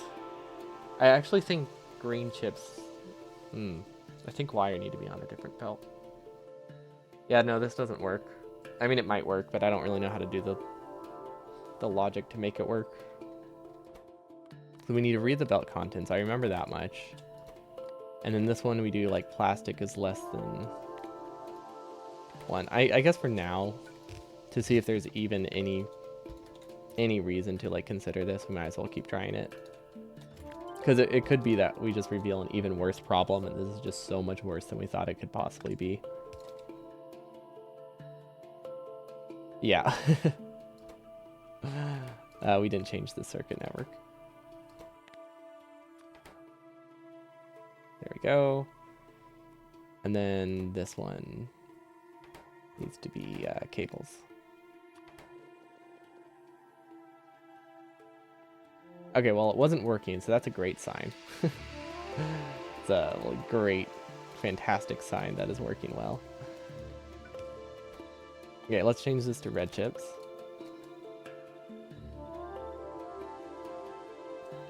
I mean, this is the general idea. It's kind of working. Aside for the fact that it's not. And then let's give it some power. See if it is even remotely useful. I feel like it already is problematic. Just a little bit. Yeah, it backs up incredibly easy. Although it doesn't have a recycle, which doesn't help. Okay, then I said it needs to be sideloaded. That way it has the correct priority. But I don't think it matters that much with this. Okay, so that splits all the belts. Does it put them on the correct side? Yes, it does. Okay, so I mean, that is the general idea. And then we're just going to cheat for now. We're going to use inserters. Just so it can stay running, and we're going to put them in chests. Which, we should have infinity chests here. There we go. Copy this down a bunch, because we can do the outputs. The outputs for this are the easy part. You know what? These don't need to run, do they? No, these ones need to run. So it won't be able to be that compact. Yeah, I feel like we're having throughput issues already, and it's barely even started. Yeah. Um, the ratios for these are very, very particular. I think dividing a yellow belt into 4 separate halves is not good. You're limited to like you're limited to like 1.7 of each resource, which is not that much at all. It's a very, very small amount. Also, in other news, I have made a lot of progress on my video. It should be live tomorrow. We'll see though. We have a storm coming tonight. I wasn't able to. I have most of the audio recorded, but there were a couple lines I wanted to re-record, which I wasn't really able to do yesterday due to, you know, thunder.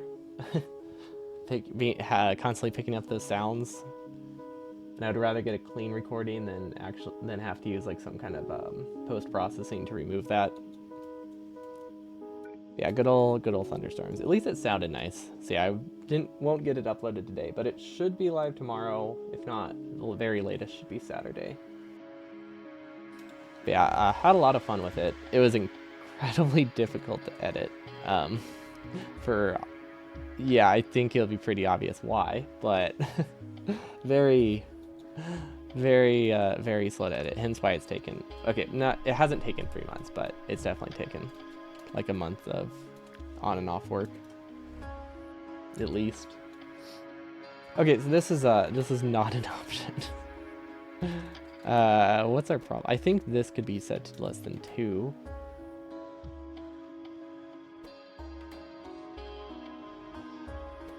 That makes it a little bit better. Yeah, okay. Well, I thought the idea was fun. Glad we at least got something. I'm gonna save that because it does technically work.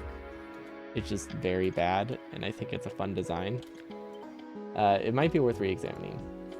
Fun, red chips, terrible. There we go. This goes in our blueprint books of neat but not useful. Hey look, we have another sushi design. X sushi. I think that was just generic sushi, that's why we called it X sushi. Okay, back to normal red chips. Was this design good though? I think this design was pretty solid. Sushi in general wasn't worth it. We could do partial sushi. Nah, sushi isn't great when you want to use exactly 1 belt. So yeah, we'll just do 120 assemblers. That's not a full. It's pretty close to a full belt. Okay. Now there's a couple considerations here. One, start time when it comes to solid fuel. We have a couple options. Right now we have a fuel snake, which takes, as usual, 5 to 10 minutes to fuel everything. Honestly, fueling. I wonder how much time we're gonna lose from fuel delay. I mean, I guess technically latency over like the long run. It's not like it's gonna cost 15 minutes with everything I place. It's like 15 minutes total, right? Like if the max latency is like 30 minutes, everything's gonna start 30 minutes late. So it basically just shifts my time by 30 minutes. Aside from a couple key points like latency for this early stuff. This probably actually does like make it that you lose like 10 minutes, but latency for red chip starting, they're not going to really delay anything because bots will still be building other things while these start. So I think 15 minutes latency, while it sounds awful and it is a long time, I don't think it's going to lose me like 15 minutes for every stage of the run, which is why I'm not super concerned with it. Yeah, it should be as simple as just copying this and then pasting it on the edge somehow. But we need to like awkwardly copy the end cap. I don't really know how we're gonna do that. This wasn't designed to be 4 wide, so it doesn't copy perfectly.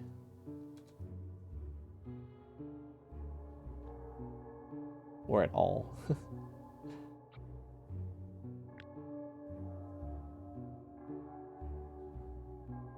Why stone here? The heck is stone doing here? Oh, this is just a random filter. This is equivalent to a fish filter, I think. I'm not gonna mess with it just in case. Oh wait, this doesn't. Ooh, wait. Is that in my actual design? Where is that? It's by the stone filter. Okay, it looks like we just, oh, wait, that isn't the actual design.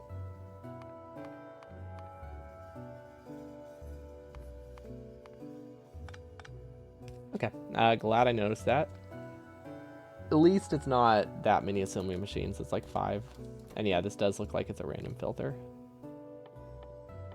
So we can just give it a fish, which I still do not know what tab fish are on. Intermediate products. Why? Why are they in intermediate products?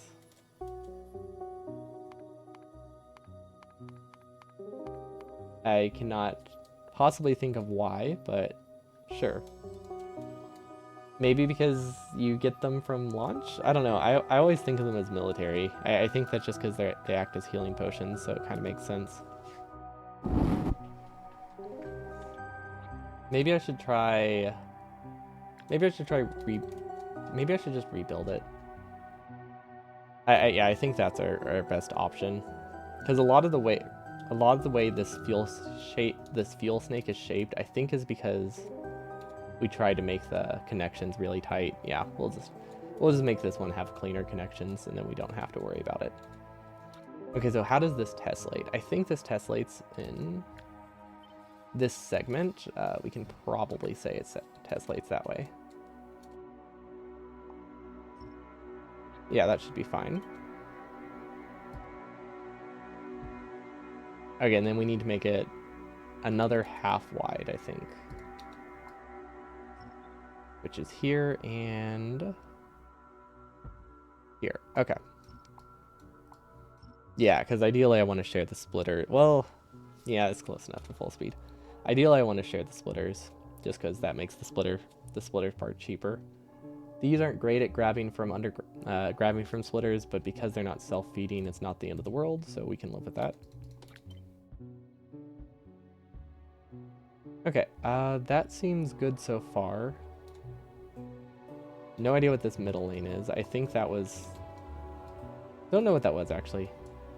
Oh, right. With this original design, we needed half the red chips to go somewhere else. Which means this actually probably doesn't have optimal inserter location and optimal inserter placement. Wait, this doesn't tessellate. Wait. Oh, this is after the split. Okay. Yeah, okay, this is not a good one to tessellate, I'm realizing.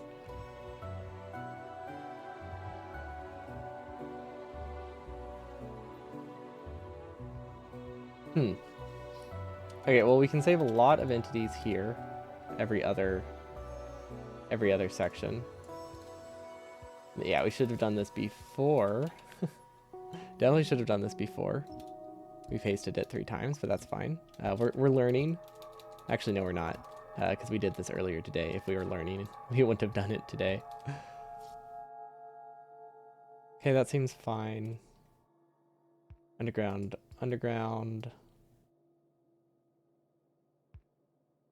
Might as well save all the entities here. I think it's worth it. Also, we have a lot of entities we can save there, right? Yeah, we should probably save those too, because this will add up, and it's cheap enough at this point in the run, at least. Cheap enough for us to use a 2-to-1 replacement of undergrounds with regular belts, especially since we'll have like 5,000 bot placements at a time at this point in the run. So yeah, I say we can justify a 1-to-1, or a 2-to-1. I still can't necessarily justify a single tile, but two seems worth it. Okay, then we'll cut all these. I don't even know if these are coming from the right side. Actually, probably. Yeah, because the green... Well, maybe I do... See, green chips will come from... Maybe I make this horizontal. I might make this horizontal. Okay, so this part's straightforward enough. They don't really have a pattern. I guess there is a pattern, it's just a weird pattern. And then I could probably work with just this middle section removed. Or I probably don't need this middle section here. Okay, lots of tiles we can save here too. Do we have a pattern yet? If I paste this, does it work? Yes, it does. Okay. There we go. That is a pattern. I'm realizing now the coal snake that we have actually goes on the outside, which is a little bit not great. That does make it one tile wider, but I think that's compared to, what is this? This is a few tiles, right? Right. The ruler mod does not like 100%. We will not use the ruler mod. Or sorry, it does not like the stage blending. Same with editor extensions and stuff. They cause things to break.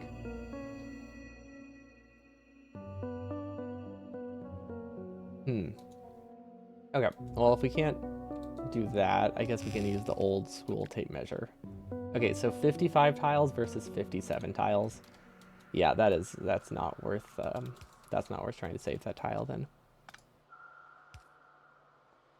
Because there's definitely ways we could make the fuel snake work, but I think the benefit is pretty small. We'll delete all these belts because it should tessellate now. Okay. So this wraps around here. Oops. Okay. So the issue with the fuel snake is it needs to wrap here. If we stagger it, does it work? No, I don't think staggering it changes anything. Yeah, like we could put these on the center. I don't think that changes anything though, because then that just puts the burden on the next one. Also, it's a 5 tile gap. Yeah, it doesn't fix anything. I think one option, we could technically do this with the fuel snake. That works, but I don't think it actually saves anything in the end. I'm pretty sure it's just more expensive for no reason.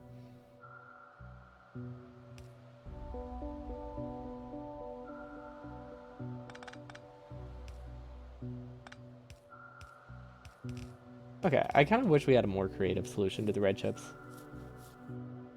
What other options are there for long inserters? I guess I can use the underground. Well, okay, wait. I guess it depends what shape I'm going for. Because this one is nice to make a double-sided lane. But there is this option, which is to have splitters one direction and then a full belt the other direction. The downside of this is it ends up being really long. So instead of being 30 long, this would actually supply 260 long sections, and I think that's why I didn't end up using it. Although that does fit pretty nicely. I do like that. Because basically you're feeding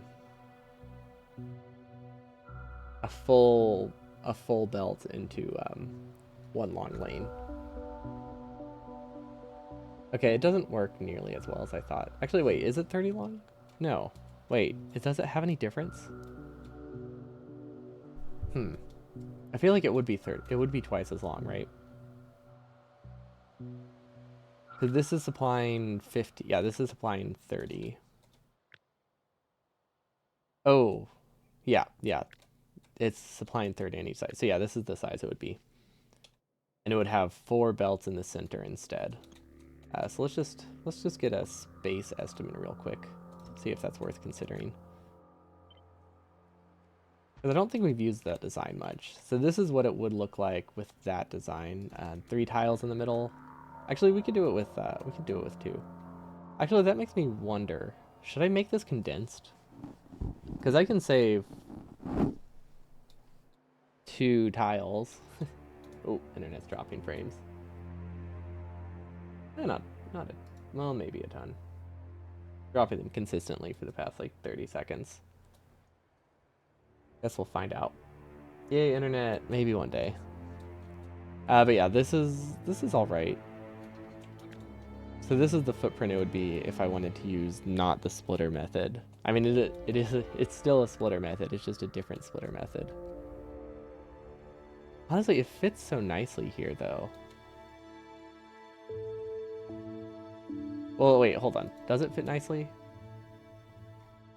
With this method, green chips come from the top and they all come from the top. We need to have 4 half belts coming from the top. So I guess it doesn't really line up super well with the shape that we already have. Whereas this one can also fit in this section. And its height is going to be a lot lower, so that way these belts connect a lot better. Okay, yeah, I don't think it matters. Because we can still fit this here, right? Yeah, we can make it work. We might have to move the military science buffer or the LDS belt. But we can definitely fit it. Oh wait, we need the train to be able to leave. Oh, I'm completely... Hold on, it's completely down? I don't have anything open, do I? There's always the chance I actually re-enabled. There's always the chance that I accidentally re-enabled Steam Cloud saves. Because I don't think they would be disabled in my new computer.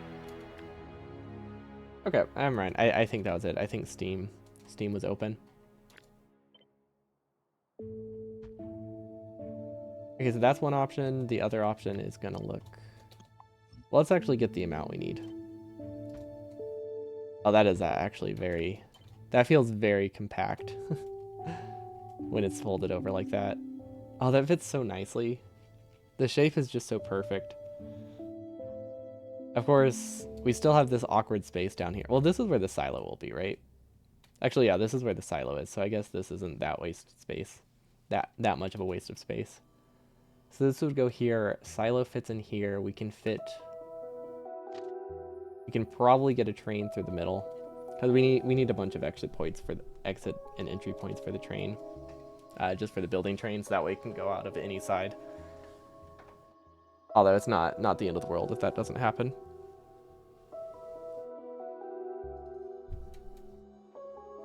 Yeah, let's do the short one. I can't really justify this long one.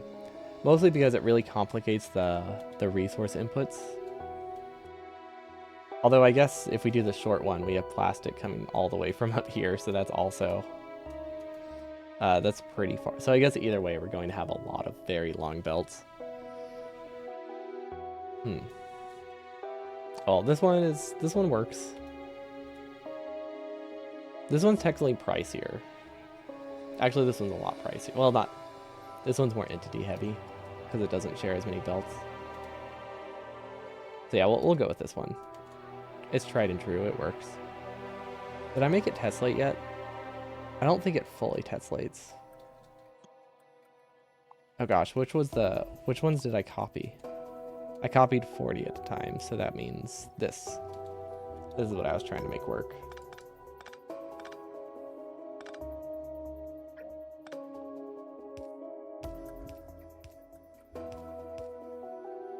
And then let's not delete all these inserters. To make the copying easier, it would be nice to keep them here. There we go. Okay, I think we can actually just copy this and drag it. Yeah, perfect. Okay, moment of truth. Let's follow this belt. This goes right... Oh wait, don't we have a mod for that? Oh, we do. Okay. That's a good mod.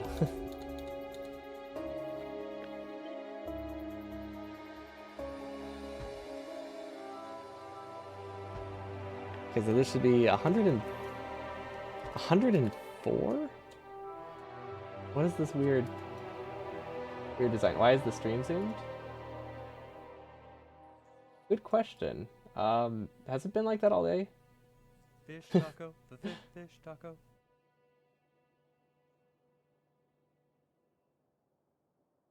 I may have bumped to... Oh, I might have bumped to a different... Now I'm curious. Was it like that all day? I guess we'll find out. I was doing some recordings the other day for B-roll for a video I'm working on, so I had it recording at 1440. So when I adjusted the game capture size, I must have not set it back fully. It has been a while. Okay, then it was definitely has been all day. I thought I fixed that one. Oh, I did it a second time. I had to get a second set of B-roll. That's why I fixed it the first time, but not the second. But yeah, it's a lot easier. I can't stream at 1440, so I don't record at that normally. But if I need footage for a video, I might do re-recordings at like 1440, so that way I can zoom. Gives you like twice as many pixels to work with. Is it twice? Wait, is it twice? It's a little under twice. It's almost twice. Thanks for pointing that out. Is it actually lined up? I think it's lined up properly now. Yeah, this is cut off too. Okay, so this fits very well in here. I don't know if I built it properly, but it does fit. Now we need to decide where solid fuel comes from. I think coming from the bottom makes more sense. And that 100% is just me saying that because that's where that's where it seems easiest. But I'll take it. I will 100% take the easier route here for a complicated base. We'll take shortcuts.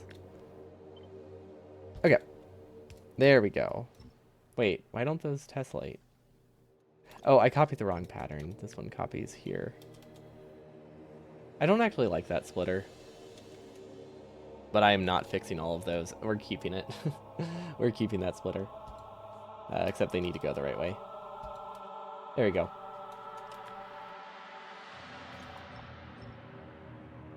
Okay, how many entities is this? Oh my gosh, 814 undergrounds. Okay.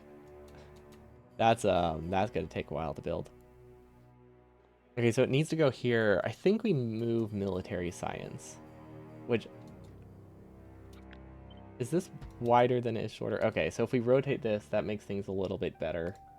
This is stage 4. Okay, so we'll delete that. We'll copy this and we'll just rotate it because it really doesn't matter how blue science looks or gray science looks or black science. I think there's I don't know if debate is the right word, but some people call this gray science, some people call it black science. I don't really call it anything because I almost never use it. But I think I think I'd be on team gray science if I had to pick. Okay, so that gives me a little bit more space. And now this can fit nicely right here. And then that means everything comes from the top. Perfect. That's the intention, right? Yeah, because that's where all those are. No idea what to do with this space here. We might be able to fit wire. Oh, we might be able to fit wire inserters there. Yeah, we can fit wire furnaces there. I don't like it, but it's not a bad idea. Okay, that'll be fun. This does need solid fuel, which comes from literally anywhere. The solid fuel connection here doesn't matter much. There is a chance that I could steal from this, but I don't really want to risk the steel lane. We'll probably just bring a fresh batch of solid fuel. Because honestly, there's not really a reason. It's 30 undergrounds, right? Roughly. Yeah, 30 undergrounds. I don't think adding 30 to something that cost 800 is going to make or break the bank here. So we can definitely roll with it. The start time is going to be horrendous for this. Also, I keep forgetting. I think I'm going to make this just solid fuel. Because I can never find that icon when I look for it. Okay, should I measure the start time? Because it's at 50:36 right now. We're just going to speed this up as much as it can go. We don't have to start all of it, fortunately. Did I turn off entity icons? I think I turned off status icons. Okay, 50:36. It's at about 5 minutes. That's not too bad. 4 minutes to do half of it. Okay, yeah, the start time isn't horrendous by any means. Ooh, not half. Not half. Yeah, okay. Yeah, we can live with that. We're looking about not 5. We're looking about 10 to 15 minute start time here. Totally reasonable, considering that's also probably in line with bot build speed. Now, I have the red chips all going up. I don't remember if that's where they need to go. Oh wait, it is where they need to go. They all need to go up. Okay. Awesome. So red chips go here. I could actually coordinate some of them. Like I could send some of them down and some of them up. The only reason I would do that is if I have trouble connecting all of the belts here though. And we need 1, 2, 3, 4 lanes of red chips, 4 lanes of wire. Is that, wait. Wait, what? Hold up. I have too many rows here. Oh, yeah, I have too many rows. Okay.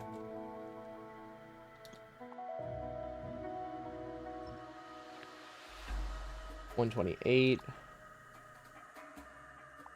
$120.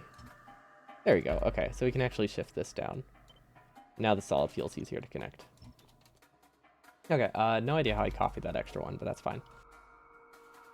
Okay, this should be better. Now it should say 15. Yeah, perfect. Okay.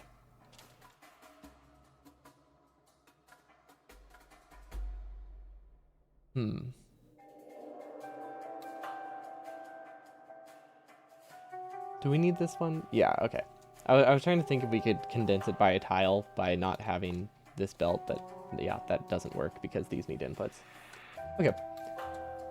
So we need, oh gosh, how do I do the math on this? We need we need 4 belts of cables. They're going to be, are they inserter limited? No, because I'm going to be doing direct feeding. They won't be inserter limited, they'll be furnace limited. So that is 2 full furnace lanes. I don't think I can really fit them here unless I make the furnace lanes sideways. Maybe I fit them above. Yeah, it's really hard to make a compact base with burner inserters. I've done a pretty decent job so far. Like there's some dead space here, some here, but honestly, like for how large this base is right now, I think the dead space is definitely less than like 5%. I call that a win. Because this is empty space, and I actually had a plan for this. Oh, I think that plan was to do combinators, and I did them here instead. Okay, so I no longer have a plan for this. Oh, we haven't connected purple and yellow science. I should add that to the to-do list. Connect initial purple and yellow. Also, have we connected all the other ones? Let's see. I think these are good. I still haven't figured out what caused this error. And I don't know. Glass bricks, are you here by any chance? There's always a chance. If not, I will just forget about it and remember it another time. Yeah, there's like some weird interaction with the mod. Oh wait, if we remove the tape measure mod, that might work. Let's just try that.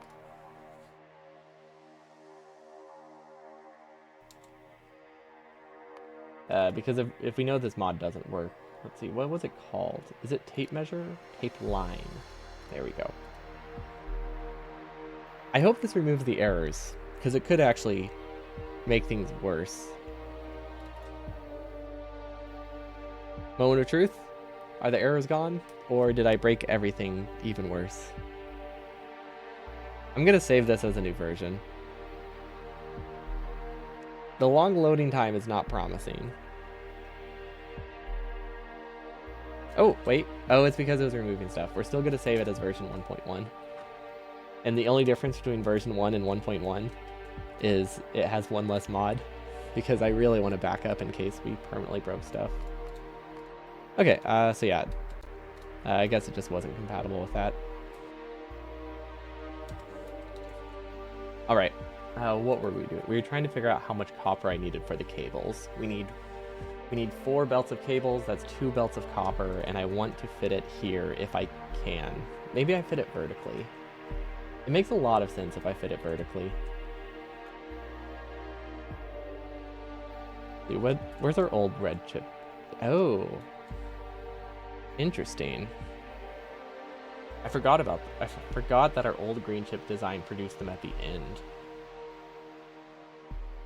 Hmm. Is this better? How wide is this? Oh, that is better. That is a lot better. 1, 2, 3, 4. So that eliminates these bottom 4. Okay. I'm glad we spent time on that. Glad we spent time on that. Only to delete it.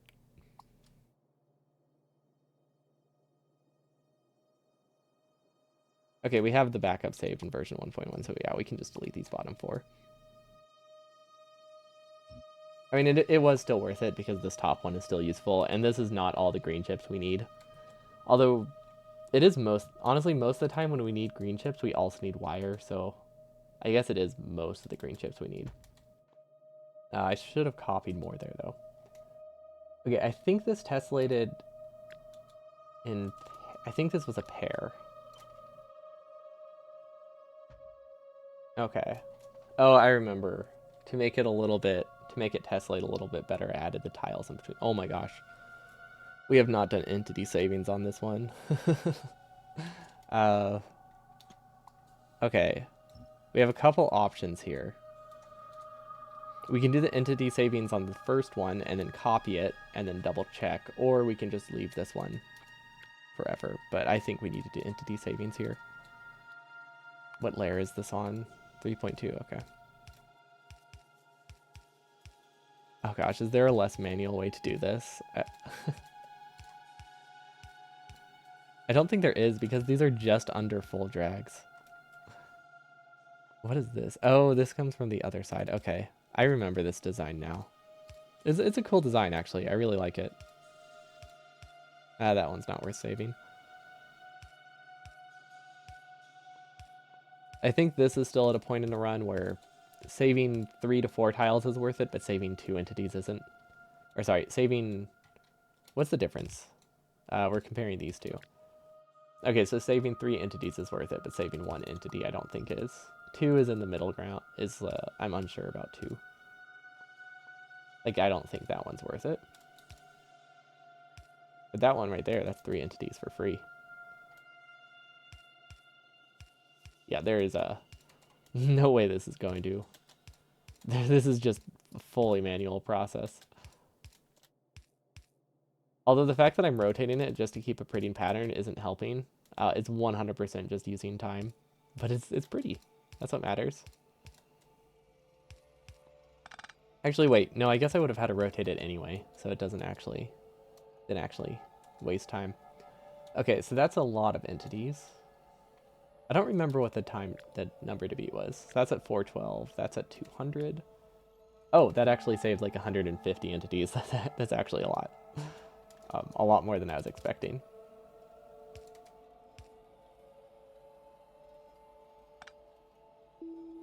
This is a very weird number. How does this... why aren't they mirrored? Oh... No, I have no guesses. They're staggered from each other. Oh, this is a solid fuel lane. They are mirrored. This is a supplemental solid fuel. Okay, that makes a lot more sense. I cannot for the life of me figure out why these were not perfectly horizontally symmetrical. Wait, vertically symmetrical? Flipped over this axis. There we go. I could not figure out why they weren't flipped that way. That is because I have just one that goes, slightly staggered, and that's just a solid fuel lane. So that's not supposed to be on both sides.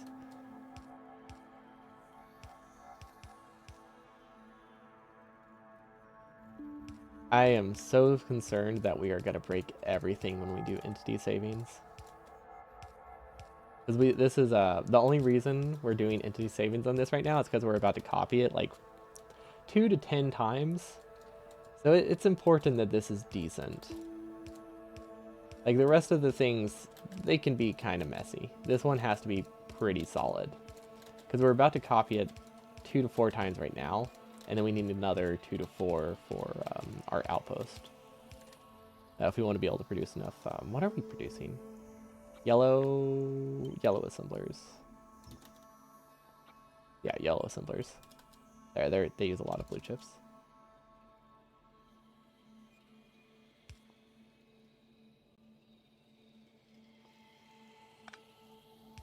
Okay, now I'm really confused. Oh, I see. This underground is in a weird spot.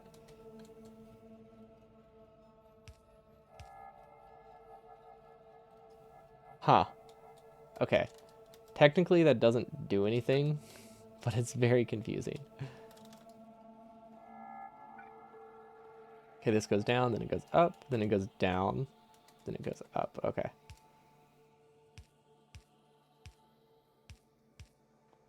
I think this is fine. Yeah, these do not have the same pattern. Oh gosh. I don't know what happened here, but we're rolling with it. We'll make it work. Oh, now this is flipped. Okay, it's very easy to flip stuff. Undergrounds have really weird interactions with the Q pick button in this game. I've definitely talked about it before, I think, but basically when you Q pick something with an underground, it doesn't rotate your cursor the direction of the underground. It rotates it the direction. Well, it rotates it based on the half of the underground that you Q pick. It's like the right half will send your cursor to the left half will send your cursor to the right. But it's not based on belt direction. Like I feel like it should be based on the flow of the belt, but it's not. And it causes a lot of confusion when Q picking. Or well, when alternating between undergrounds and regular belt at least. Whatever. We don't need a pattern. we'll just forsake the pattern. Okay, that looks good. Actually, it looks awful.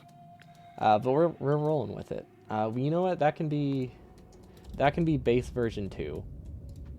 If we ever do this again, we can go through and we can actually make things look nice. I think that's the strat. What was this combined with? Oh, this was combined with I think the blue chip lane. So we can delete all of those. We can't delete that. Wait, can we delete that?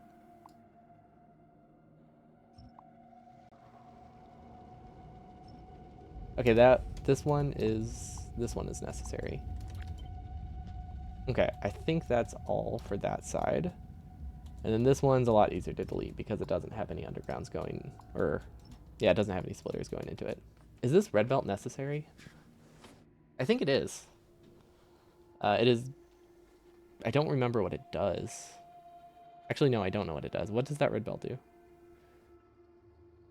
That red belt gets sent to the red chip lane. Okay, so this is not necessary for the function of this design. This is just to help with latency because at that point of the run, we can't necessarily afford more solid fuel. So I just repurposed what I already have. So for now, we're going to remove this solid fuel section in the middle because it's really easy to add again if I decide I want it. We'll just delete it, delete that. Oh my gosh, this looks so full of errors, and it might be. I mean, the main thing is, does it get solid fuel? Like, as long as it gets everything it needs, it's technically working. It just looks completely broken.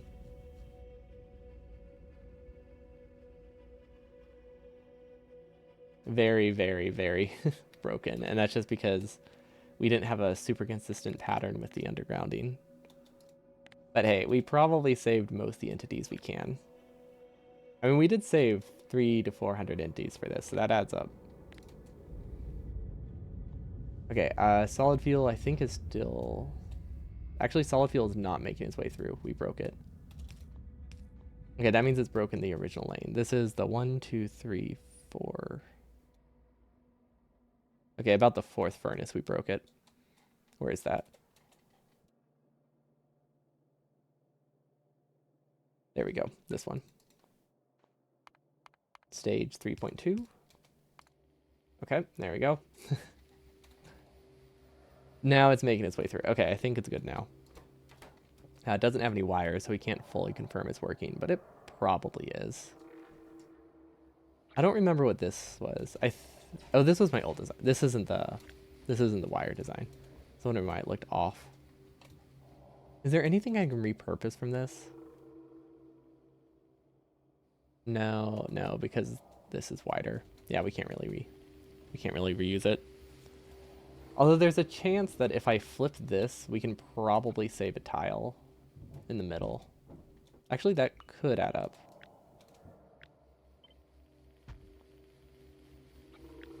Like, this could output from the top. Actually, wait, these can share the same belt in the middle. Yeah, we can save one tile, and it's not worth it. Not worth it. That is so much that we have to redo just to save that tile.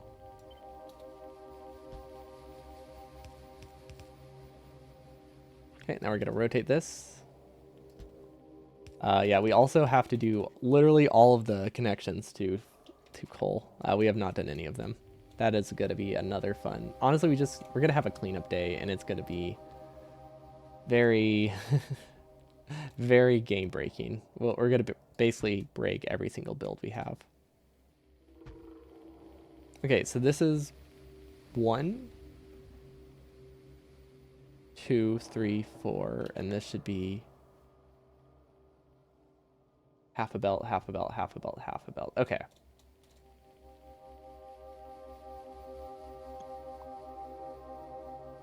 I have no idea which of these belts are important. We'll wait until they get populated before we can make sense of them. But there we go. That should produce all of the wire I need. That's the goal there. I just have no idea where it's producing. Okay, well, first things first. I guess we can just start connecting it.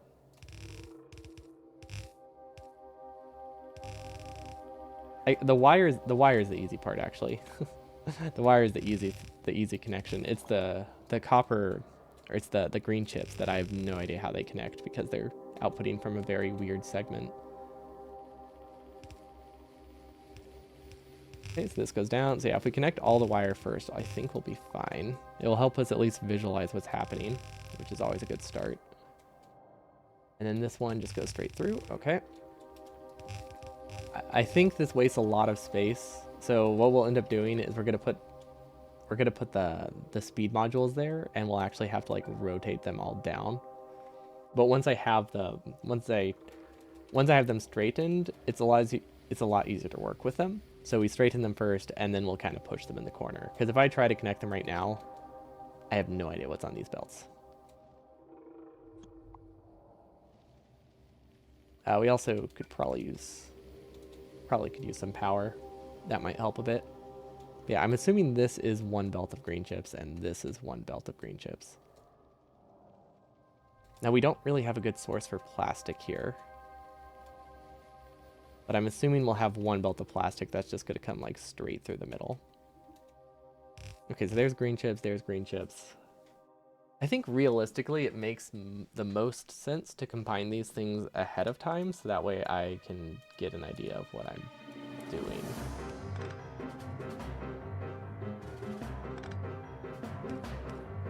Like if we just do a whole belt here, that's one less connection I have to reroute later.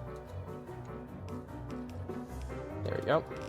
And then we can just send one belt of plastic here. Yeah, I think that makes more sense.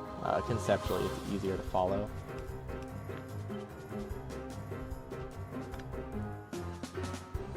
Okay, that seems all right.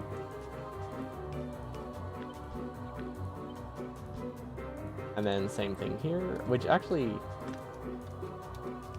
does that make more sense?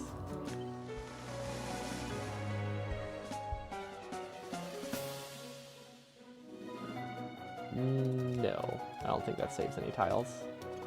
Yeah, no, it doesn't save any tiles. And it has more room for error. This one's pretty safe. Okay, I think that is all right. That gives us 2 full belts of green chips, which I believe is what we needed. Yes, it is 30. Okay. I wonder how many power poles we're going to have. I haven't really thought about that. But we do need to do power pole saving. We do need to place power poles before we do the actual run. Because technically none of our base has power. Literally none of it. This gets wire, this gets wire. Okay, we connected wire to the correct side. Awesome. Now we need plastic. Which plastic's actually going to come from this side. So how do we do this?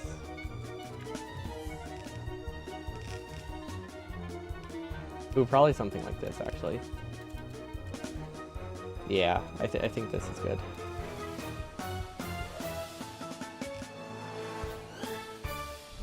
So that needs an underground, that needs an underground. Let's actually make it shorter, so that way I see how much space I have to work with. I know this isn't an entity savings thing, but conceptually it seemed easier to make sense of it.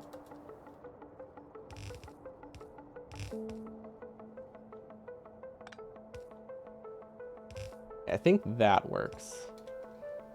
So that splits half of it there, half of it here. Oh wait, that's the same half. That doesn't work. There we go. That splits different halves.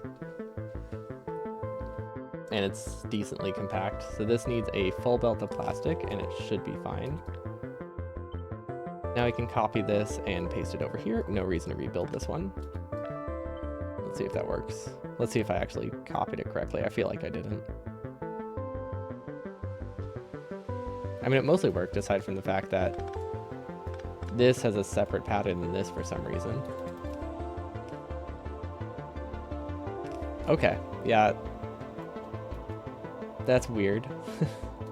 But I shouldn't be surprised. This is not the first time we've had those kinds of issues with the pattern. Okay, and if I could get green chips through here, I think that would be really nice. Let's say it saves a tile at least. For practically free.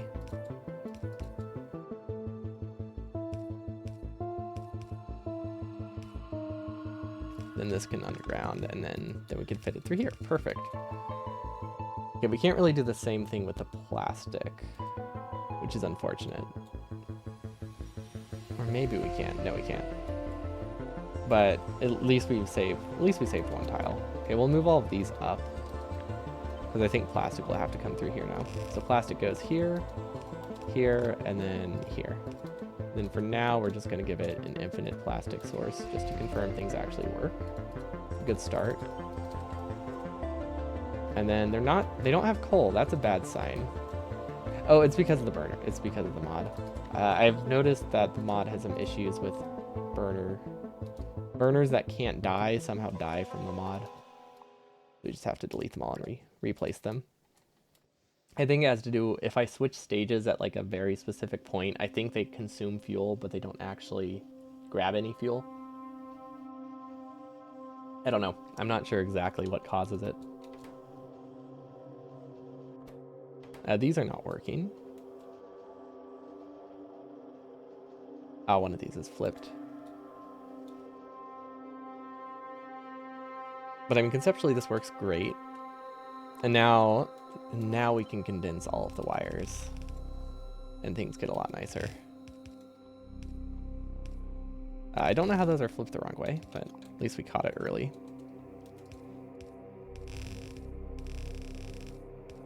There we go. Okay, now it's looking a lot more manageable. Yeah, very glad that I placed all of the wires like I did first, because I would be very, very confused otherwise. No idea what that one is. I think that was some kind of like vestigial structure from our old design. Now it's just sitting there, marking it, causing confusion. Future Anti is gonna be so confused when he tries to fix this base. Anytime I look at an old section, I'm confused. I can't imagine what it would be like if I was looking at something just slightly older. Okay, can we output red chips from this? Looks like we do have space to output red chips everywhere, so yeah, we're totally fine. Awesome.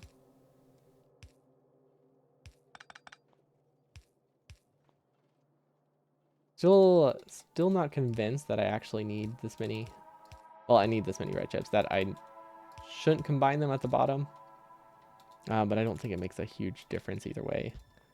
It's just one of those things where it might save a tile, but it's not much. Like I could definitely, like if I used a red belt here, I could loop these red chips over to the middle, and I could loop these red chips over to the middle, which would allow me to save one vertical tile here, and that's about it. Where I have the splitter system, so yeah, it's definitely not high prio. This doesn't work. Did I connect to the wrong side? Oh, right. That one doesn't use an underground anymore. Okay, I think they're all working. We're just gonna add an infinity chest at the end. So That way we can confirm they do in fact run. I think wire might have been slightly lacking. I saw something not being a full belt up here, but it could have just been starting delay. It's hard to say. Because this says it can consume 10 copper per second, which is 20 wire per second. But because we're limited by inserter speed and furnace speed at like the same time here, I don't know what our bottleneck actually is. There's just like weird timing concerns. Yeah, red chips are going here. We need to send, oh gosh, I don't remember the number. A little under 7.5 over here. Which is, how many of these assemblers is that? That's, it's about half of it, right? Yeah, that's 7.5, okay. So I say we combine things in the middle and then split here, and if we split at 2 separate points, it makes it a lot easier to manage. Because right now we have a little bit under 1 full belt, which isn't too bad, but a little bit under 1 full belt just means it's really hard to actually saturate the belt. Like it's hard to fully saturate a belt, right? You can get like 95%, otherwise you need to do stuff with inserter timings, or just accept it's not running quite full speed. But splitting it means that is absolutely not going to be a problem.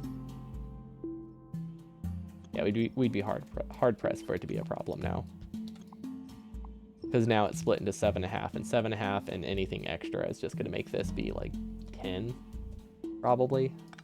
And then the leftover we can send this way. Wait, is that filling? Yeah, I think that's filling. Okay, yeah, that should be totally fine. Realistically, a splitter here would be better, but I think because we're so far past like the saturation limit that will be okay. But just in case, we'll do a splitter. Maybe even 2. Until we get things set up at least. Okay, these do not have solid fuel. That's weird. Never mind, that's no longer weird. We must have deleted it when we moved it. Is it just those? I'm assuming it's supposed to be here. Yeah, there's this weird vertical belt that I think caused a lot of things to not paste. Don't know what that was supposed to have on it. Huh. Did we like double paste? This isn't the first time we've had problems like this. I don't know what's happening, but we keep pasting things in the wrong spot. Or maybe we're just not fully deleting builds. Both seem reasonable. But it's fixed now. Well, fixed, presumably. Okay, now we have all this space to work with for speed modules. Honestly, that's a decent chunk. And then I think for prod modules, we can probably do prod module production here. Because the thing is, we don't need a ton of prod 3s, right? We need 48 plus 4. So we need a total of 48 plus 4. Sorry, I know that's 48. That's not the math. I was confused. I didn't get held up on 48 plus 4. I was trying to think of how many speed modules you need for how many modules you need per module. I can at least add two small numbers together. Usually, not always. This is 5. I think it's 20 each, right? I want to say it's 20 each. So 20 times 48. We need about 1,000 just for the prod 3s alone. I don't think we're planning to use prod 3s anywhere else. We might use them here, but that probably isn't worth it. Actually, it might be worth it. Considering how many RCUs we need, it might actually be beneficial to use prod 3s here. Yeah, we are launching like 20 to 30 rockets. They could pay for themselves. Although these are fairly cheap. Okay, so we need 960. We're producing 2 per second. Oh my gosh, wait. How many is that? That's like 10 minutes production, right? Roughly. More like 8. 8 minutes of production? Oh wow. That's not too bad. Overfilled red circuit belt? Is it? Oh yeah. that should be side loaded as well. Thank you.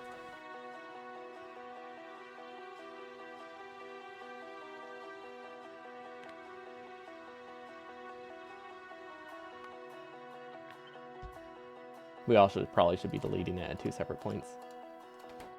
We don't have anything running here because these had the bug. I don't know what causes it. I have not figured out how to avoid doing that. But there's some weird interaction with the staged mod that causes burner inserters to die, which makes a lot of my testing sections troublesome. But yeah, this should be sending 7.5 to the right. Most of it's going to be consumed, so only like 1 per second is going to go this way. So technically it's fine if we sideload it. It is riskier. So I probably should just use splitters.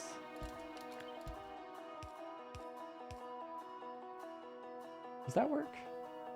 No, that puts them on the same side. I think it's fine. I think I don't need to balance it any more than that. I think just having this second one deleting else fixes it. Also, once these start running, we'll probably be fine. If these start running. They're not getting sulfuric. Which is weird. Oh, never mind. It's not weird. Wait. How was that running before? Oh, we used to fill it from 2 spots. Okay. I was very confused how we were able to do a test run of these and actually get the right number when 1/3 of it wasn't running. You still wonder how many inserters will break in a run? Oh, it's gotta be so many. Okay, this isn't fully producing. Oh. Well, that explains it. Wait. Does that mean it's broken here? It is. You're wondering how many belts will break. You're wondering how many inserters will break. I'm gonna be more worried about how many undergrounds are gonna break. Because undergrounds breaking, I think, are a much worse problem than inserters breaking. Because undergrounds breaking are probably gonna cause something to sideload somewhere. Inserters breaking just stalls production, which I can live with. Okay, so do we have a good design for 2 resources in, 1 inserter, 1 resource out?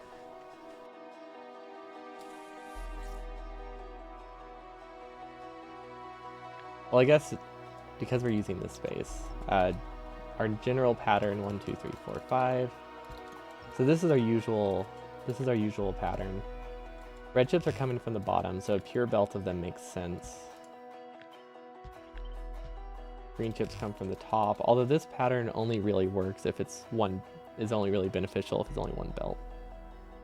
So maybe it might actually be more worth it to loop it around. Yeah, I think it's more worth it actually to loop them, send them all the way up and then send them back down. It adds a lot of belt delay, but it saves a lot of inserters.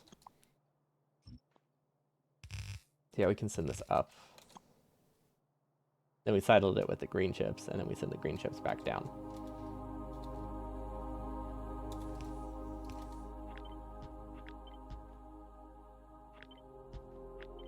We could also try to do sushi. Nah.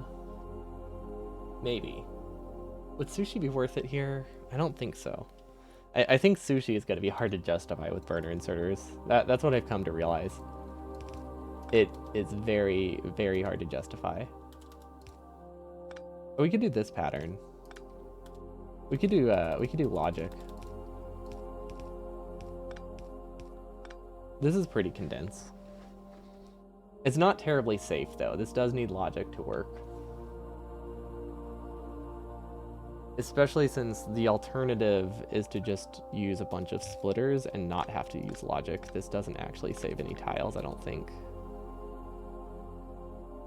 Does it? It might save it might save some tiles. Well, it depends how we build it. Well, this will go down. This will probably go down as well. This one's actually got a snake. now that I think about it. Down, down. Okay. Actually, no, it's going to start going up. Because realistically, the green chips will arrive before the red chips do. And then we have a second set halfway through because this is more than one belt. Okay, so we can do a coal belt across. We can do a coal belt in this direction. That has the advantage of... Well, what's the advantage there? It has the advantage of its one belt of fuel. However, I then have to put every single inserter in logic. Which I guess isn't the end of the world. Especially for just fuel belts. The other option is to have a fuel snake that goes this way and then loops back. Which is significantly more well, is it significantly more? It actually might not be that many more entities.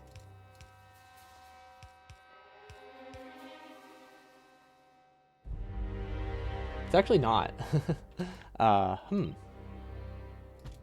That's not too shabby.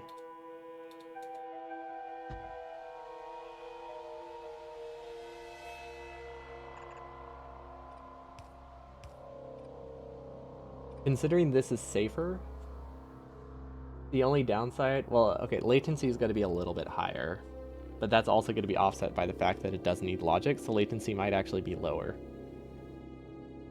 Max throughput of fuel we can give is got to be limited to one belt, but I'm not going to do more than one belt anyway.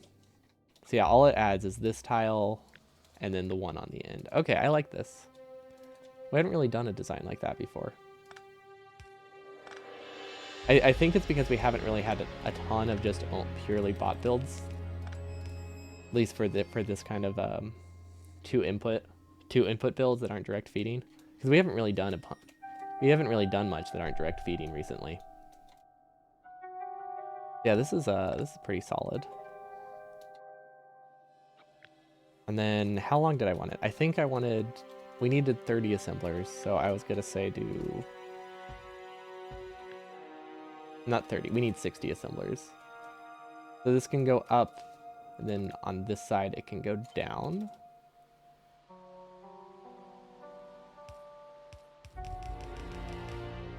There we go. And then this is where the splitter will be. That should be fine.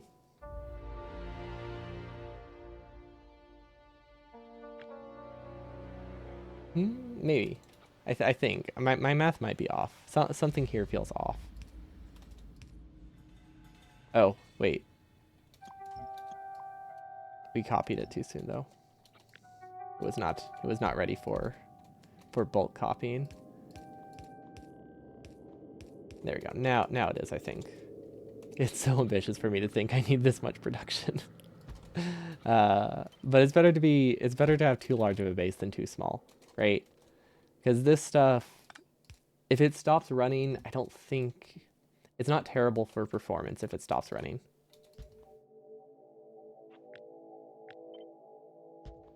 Like, obviously, it's probably has a small effect, and it slightly delays the outpost, but I don't think it's significant. Like, because we're looking like I'm overproducing this by like maybe a quarter. It's not like I'm significantly overproducing it.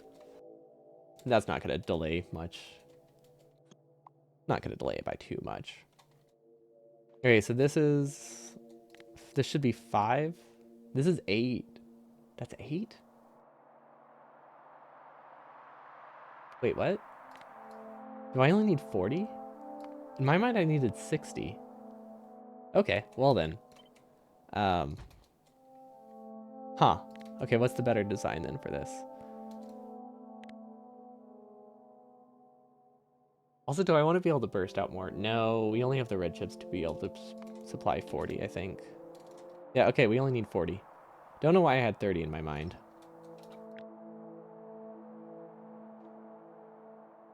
Wider makes more sense. Actually, does it? Wait, what if I just rotate it? Then we can use this space for something. That's decent. I don't hate that. Yeah, okay. I think I need to flip it though because all the inputs come from the wrong side. Then oh gosh, we need to redo all the belts, don't we? Where does fuel come from? Fuel comes from the left. Is there anywhere that has extra fuel? This has high latency, this has high latency, this has high latency. This doesn't run. I don't know what this is. Wait. This is not supposed to be there. This is just filler.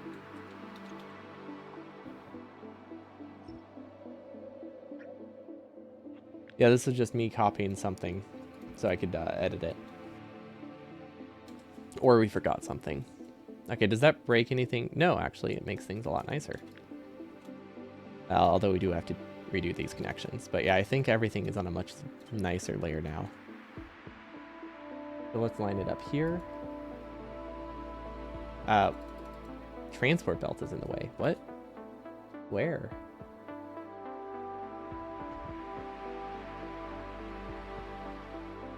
No idea, but it's fixed now.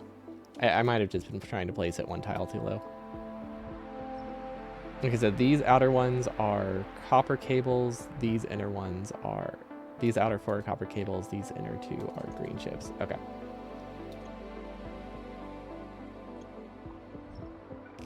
So this goes here. And then those connections are pretty straightforward.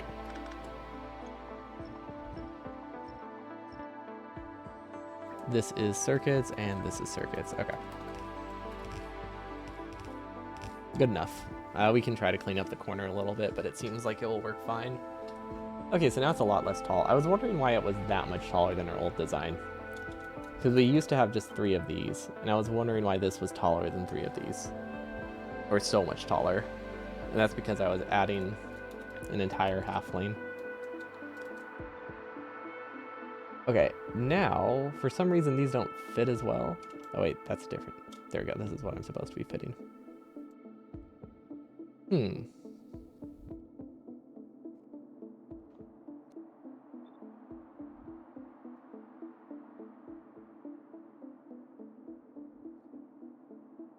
I don't really... The only... Well, let's see. If we build them over here, the only splitters we need are on the right. But then we have to cross a lot. Yeah, I think we just send it to the left. I don't think it really matters. At the end of the day, this is going to make the difference of like 1 minute start time and maybe 40 entities. We don't need to stress about where those come from. We do need to actually fix the solid fuel, though. So this actually does not tessellate very well. Because everything comes from the wrong direction. I think... You know what, maybe we... Ooh. Actually, maybe we do get solid fuel from that side. Because we do have the ability to pass solid fuel through the middle. Actually, no, we have the ability to pass solid fuel through here. And it's slightly unpleasant. So maybe I shouldn't bother. Yeah, never mind. Let's not bother. Where else can we get solid fuel, though? Because we do need more. We could take it from here. We could probably take it from... Well, these... Well, it has the lowest consumption. That's 120 assemblers.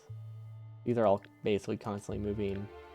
This is smelting lane. That's not going to have extra solid fuel. Well, actually, wait. This might be okay to take from. Because the solid fuel is on a separate belt. We can also get solid fuel from the right. Honestly, I might as well. I might get it from the right.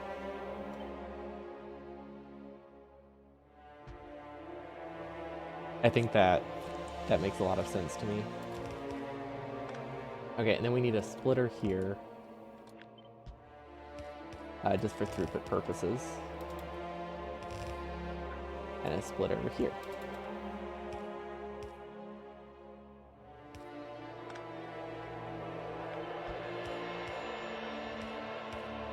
And because I don't know how the sides will be balanced, we're not going to do the exact 50-50 split like we've been doing here. Because this is actually probably going to be like 8 on one side to like 2 on the other.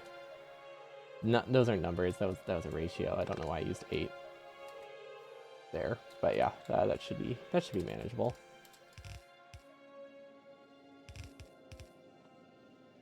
Kind of forgot about this part of the coal snake.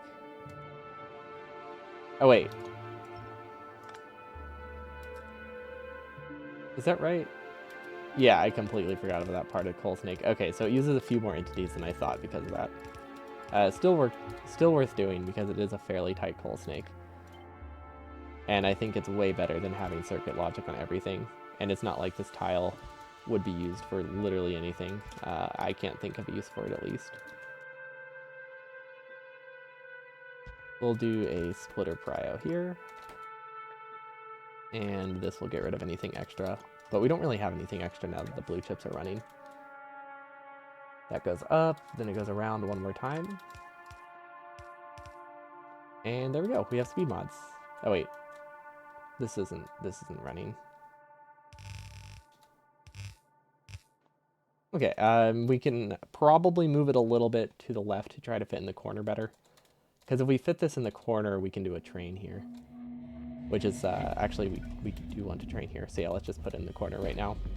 I see no reason not to. These aren't running though. What did I disconnect? Oh, it's because that accumulator is disabled. We have most of this layer disabled right now while testing things. Anything we haven't built in the past couple days basically is disabled. Yeah, how far in the corner can it go?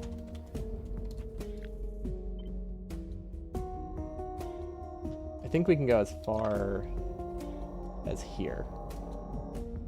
And then we can shift it over a couple more tiles. We'll have to redo all those connections, but that's easy enough. Oh yeah, we can make it flush against this, no problem. There we go. That's a lot more space over here. I don't know what this was. Oh, that's my red chip. My red chip consumption for blue chips. Or a red chip splitter. Okay, we could technically sideload those fairly safely. Is there a better way to do it? Oh wait, there is.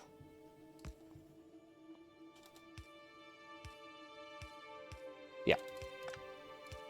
This is the better way to do it, I think. I think that works, right? Or is this, those are the same pattern? Yeah, okay. It didn't even occur to me that we haven't done entity savings here on these very long stretches of wires. I'm trying to keep the same pattern for once, even though it's a bit weird. We can't have like a super even pattern though when we're staggering something by... when we're trying to line up 4 tiles with 1. But I mean, I guess it works all right. Okay, there we go. Now we can sideload things into the center. I think. Yeah, like we can just send them that way. I don't think they need to be perfectly even either. So this is going to be how many assemblers? That's 5.6. So I think we can actually give 2 layers. Yeah, we can send all of these to the left too. Actually, I think we split it here. I think that's the strat. And then for this one, I think we do a prio. There we go. Now I start sending these this way. Okay, these aren't outputting for some reason. Oh, because I don't have a belt there. And then this can just sideload. We don't really benefit from a splitter there. There we go. Okay, and then this is just temporary. We're just sideloading things. Oh, that's what that belt was for. Oh, I figured it out. That makes more sense. It was the solid fuel belt that I deleted earlier. Okay, and then this will probably be folded to give me another tile to work with. But this really just needs to have a straight train in it. So I think we saved enough space. And then I'm realizing now none of these are connected at all. Yikes. Okay, definitely glad I noticed that. Wish I had noticed it before he copied it, but that's okay. That happens. Oh wait, why do I have that set up that way? There we go. Way nicer. Okay, that prio's that prio's... this doesn't really need a prio. I don't think either of these are close enough to full saturation that we really need to be that picky about the pryos. The main thing is that we have more than enough blue chip going into blue chips. Okay, so 5.62. Actually, I think this should probably have left. Yeah, that should probably have left. Because they are actually pretty close to half and half. Okay, now these aren't running. I think that's because we haven't... Oh, this is broken. Oh, no. Oh, no. That means they're all broken.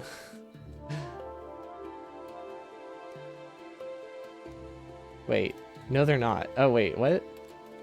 So, there's an arbitrary amount of them broken. That's worse. That's so much worse. It means I can't get into, like, a rhythm. Okay, I think it's good now. Oh, wait. If these are broken, that means this side might be broken, too. Okay, we're just going to speed it up. We're just going to follow the trail. I think that's the best strat. And then we'll put one of these on the end and flip it, so that way we can start deleting things. Okay, they are not running. That is a bad sign. Oh. Okay, well that's not too bad.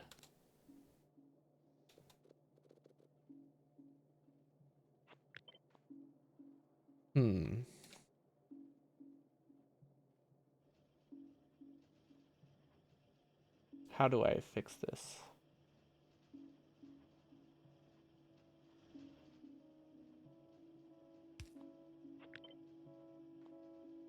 If we do a splitter here, if I split the halves, I think it works. Okay, because I have a lot more room up here to do something weird. Yeah, that should work.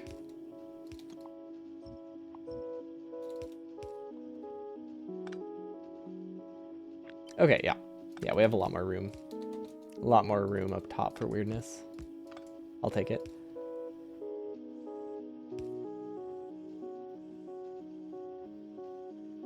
That's not what I meant to do though. I had a vision. I definitely had a vision at some point. I do not remember what it was. Okay, this goes up. This has a weird side. Wait, do I need to do that? Yeah, I can't sideload that. If we do a forced sideload, we can make it work. I'm pretty sure a forced sideload is easier than our other options, right?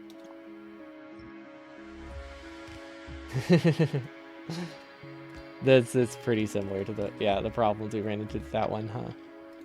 Okay, I mean this works. It would have been a lot easier if we could have used the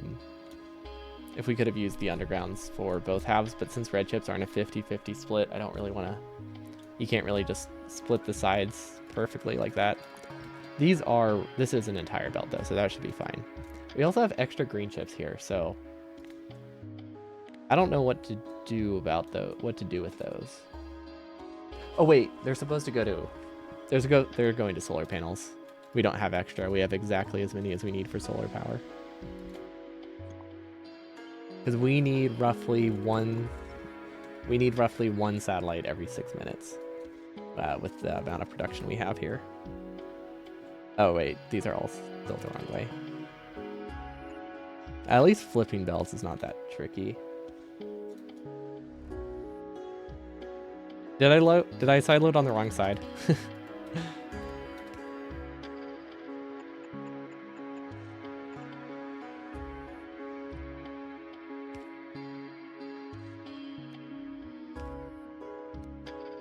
Just sideloading the underground won't work.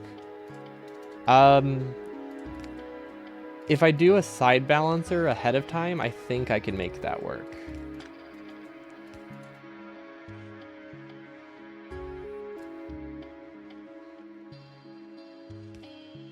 But the issue is that this is not a perfectly balanced red chip lane. It favors one side. So if I do the side load, I think we're gonna get I think it's actually split between 6 and 4 roughly, as opposed to 5 and 5.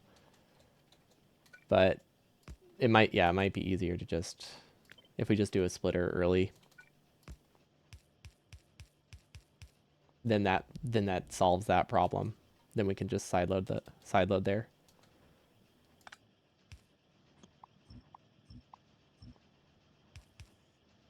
So yeah, that's the other option. Then it does work. Just make it fairly even. It does waste a few red chips, but I think it's gonna waste some either way. Okay, moment of truth. We've still backed up the belts because we've changed side loads a few times, but other than that, it looks fine. It is still blocked on the top. Is it fixed now? I think it's fixed now. Okay, moment of truth. Did I actually get the right number? Yes. Yeah, hopefully. My goal was 2 per second. We also are not producing prod modules, so that's a problem. You know, we might be able to get enough prod modules from up here. Because we need to start producing prod 3s for the silo before we can start launching rockets, and we might be able to get them here. And we also need the research. We need 48 total. Wait. Never mind, we need 52. Not like that changes my numbers that much, but yeah, we need 52. 52 prod 3s. Is this just a latency thing? Or is it broken somewhere? I think it's just a latency thing. Because we should have more than enough speed red chips. Unless our splitter is broken. Huh.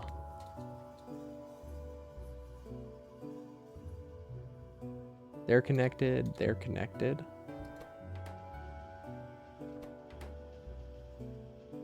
Very, very confused by what's happening right now. Wait, am I taking from the same side? Oh my gosh, they're taking from the same side. That's why it's not working. There we go. Okay. Yeah, the way that I had the splitters with that new setup for the splitter, it could only take a total of 7.5 because they were taking everything from the same side of the belt.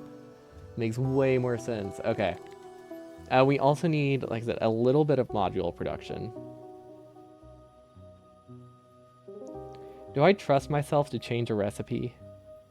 I don't think I should trust myself to change a recipe. We basically need 1,000. We basically need 1,000 prod modules, but we don't necessarily need those right away. But we need 1,000 total to produce all the prod 3s we need. So as long as we can get 4 prod 3s early to start launching rockets, we're okay. The ones in the labs we don't need quite as early, because we still have a lot of non-space science researches to get here. But we do need... Oh wait, these are broken? No, these are disabled. We disabled the early base. But we do have extra red chips. Some extra red chips. We do have some extra green chips. So we could technically do a mini prod module production here. Another option is to just split off of it and do... Let's see, where do we have extra resources? Honestly, I might just do something on this side. Although I don't think anything we produce at this point is going to make a huge dent. So maybe it doesn't matter. Maybe we just try to find an earlier spot to produce extra red chips or extra modules so we buffer more.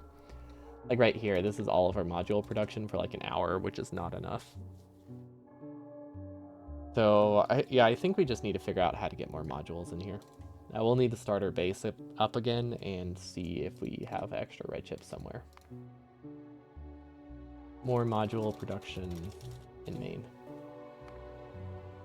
We don't have time for that today though. Now what did these need? Total. That's almost nothing. But unfortunately, I don't think we have this much spare copper. Well, actually, wait.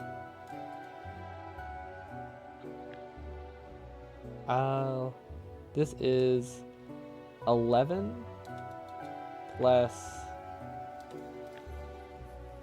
24. We might actually have enough copper there. Max rate calculator. That's 20.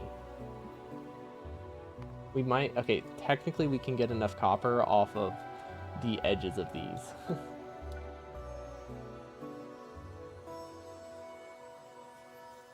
Because we only really need like 2 copper furnaces.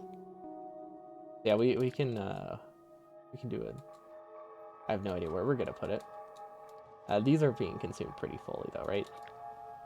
Actually, no, this also has extra copper. Okay, never mind. I forgot, these are iron limited at a 3-to-2 ratio.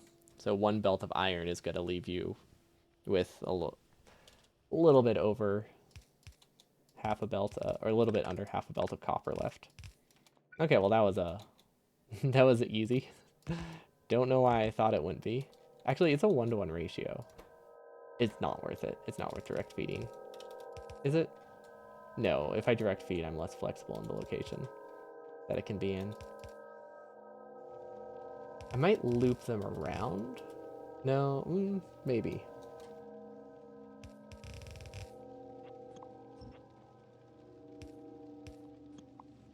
Yeah, I kind of like that. Maybe. Keyword is kind of. I don't love it. But if I have this looped around, then I don't need to split the belt again, which is nice. Oh, it was in the wrong spot, though. In the wrong spot.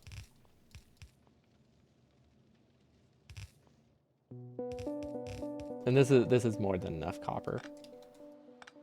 It really is a 1-to-1 ratio, though, which is nice. Okay, what am I doing with this space? Nothing. Can I do direct fed steel too? No. Direct fed steel wouldn't be worth it. I don't even know if you can. I don't think you can get enough production for direct fed steel. No, that would need 5. That would need 5 furnaces to direct fed steel. So this steel will come from here, I guess. Which I'm realizing now, this doesn't go anywhere. Does anyone remember what this is for? I don't remember what this steel is for. I know some of it's for military, but not a ton. Like a very, very small amount of it is for military. I genuinely do not remember. I think this is supposed to make its way down to purple science.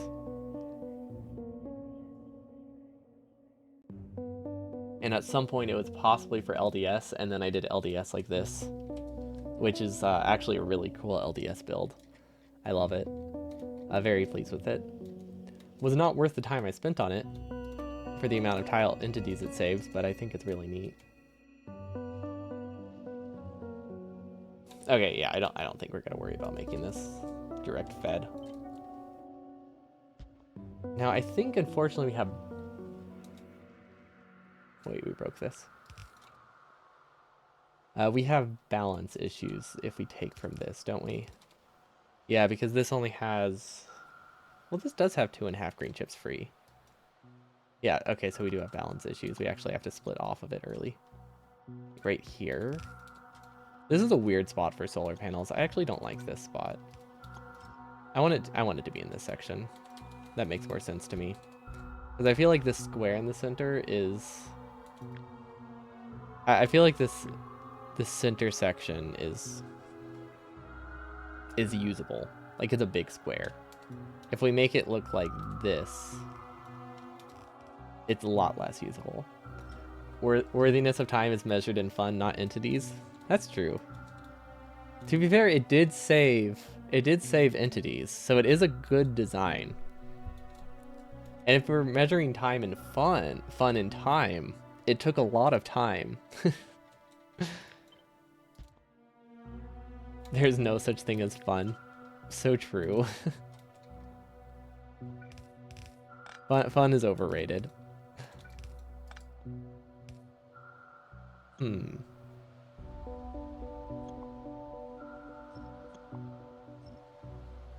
Feel like I can make this more condensed. Actually, yeah, since this vertical space doesn't matter, let's just output sideways. Like this.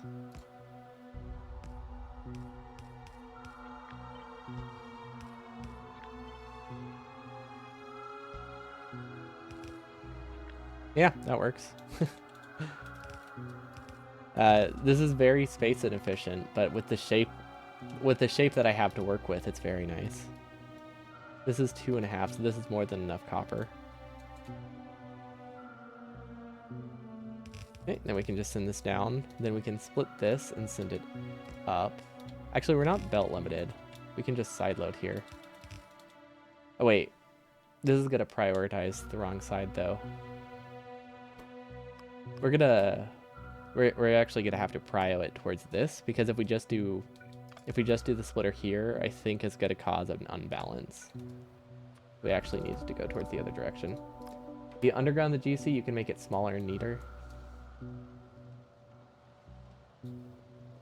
Which GC?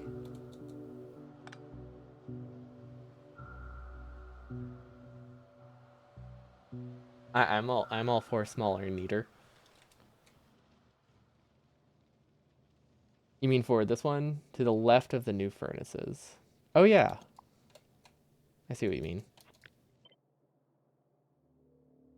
Can I do it here? No, I can't do it here. Oh wait. Hold up. I have an idea. Well, no, this will still cause an imbalance. Never mind.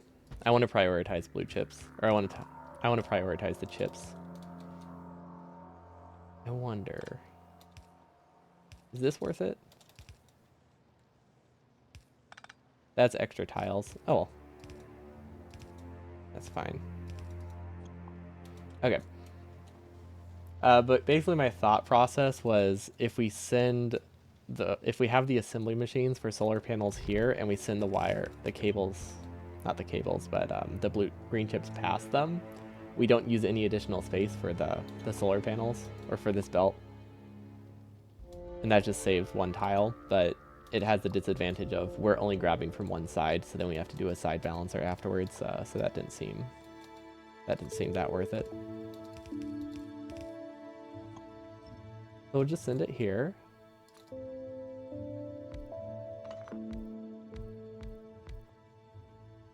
Input.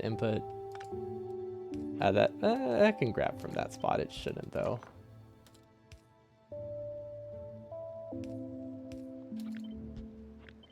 Okay, I think this will work. Oh, wait, this needs circuit logic. Do I want to use circuit logic here? No, I don't have a good spot for circuit logic to be here.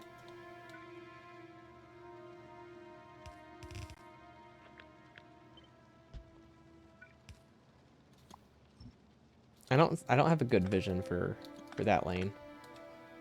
Or for the coal here. I mean, I have a lot more space to work with than I'm acting like though. Like we have like this whole corner that I don't really have a purpose for, so we can space these out no problem. Remember to fill belts with fuel before sending other items into it, as starting fuel will run out very fast. That is a huge reason we have all of our designs built as they are. Nothing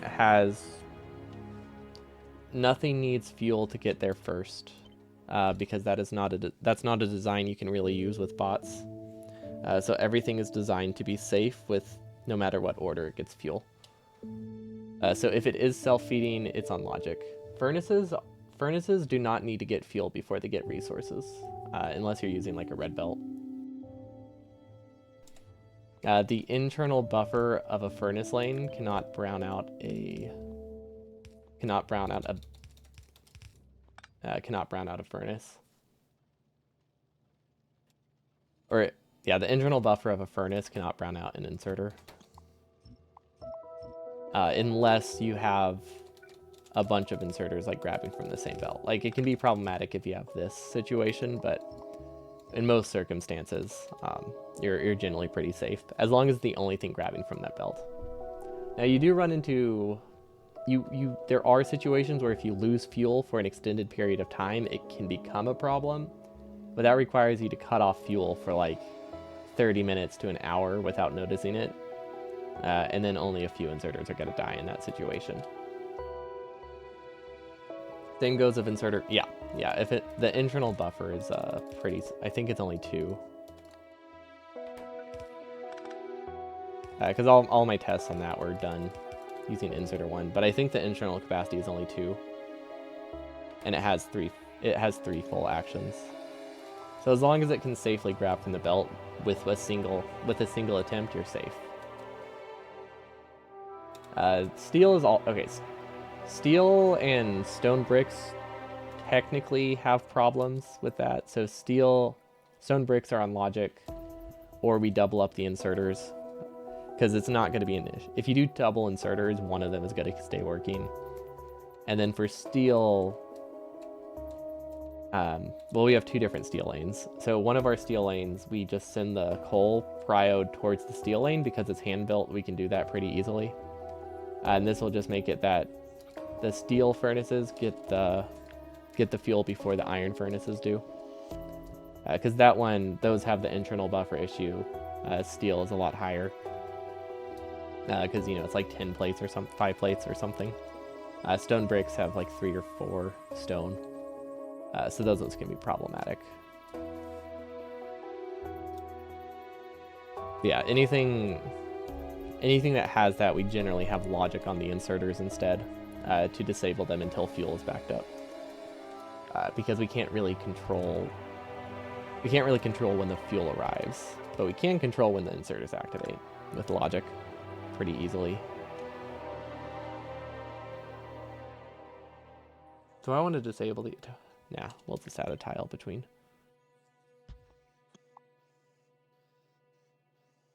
I wish these could be self-feeding. I mean, I can make them self-feeding. Does that make things easier? No. No, it does not.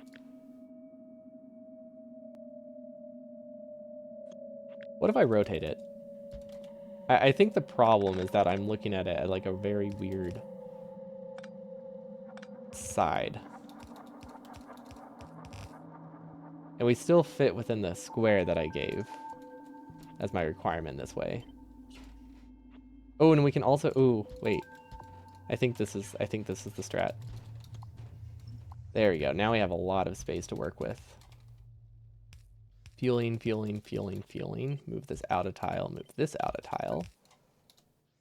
Now the fueling can just wrap around the edge, and we don't have to worry about that. I like that.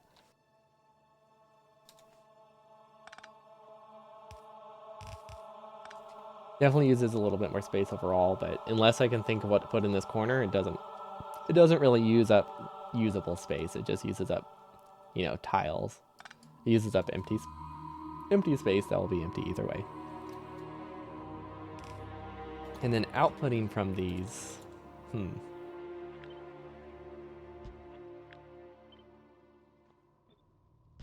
Actually, this can be pretty safe. We'll move these on. Yeah, okay. We'll move these inside.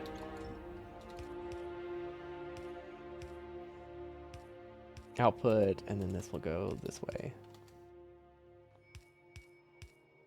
Oh, that's not safe. Now it is. Does that work? Yeah, I think that works. Yeah, that's all right. It's not the worst design. It's workable. It's not bad by any means. It's definitely not super space efficient, but it is literally 4 assemblers. Oh, that's faced the wrong way. Stressing over the space efficiency of 4 assemblers seemed like not a great use of time. Okay, and then we'll remove that kink because it doesn't really benefit me much. And then solid fuel is currently on a loop, which is not what it's supposed to do. I will just take from this one. That seems like not a problem. Okay, and then steel. Input. This is rotated the wrong way. This isn't safe.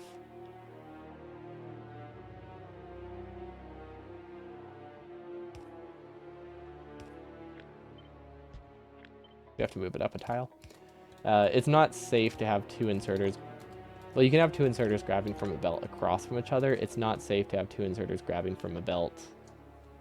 What's that word? Orthogonal? Orthogonal? Is that the diagonal one? Or like right angle to each other? I want to say orthogonal. Don't know if it's accurate, but that's the word I'm picturing. There we go. All the solar panels we need. This looks terrible. This doesn't even work. Okay, and then for now, I guess we can just give it infinite steel, because I still don't know what that steel lane is doing.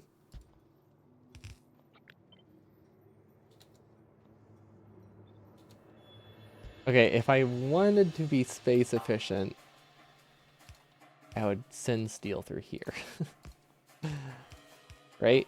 Nope. Nope, not worth it. Not worth it. We're just going around. This is not a part of my build that matters. I don't want to spend time on it, making it that compact, so I'm just gonna do the lazy approach there. Okay, let's give it infinite steel and see if we actually did it right. Yeah, this should be about 100.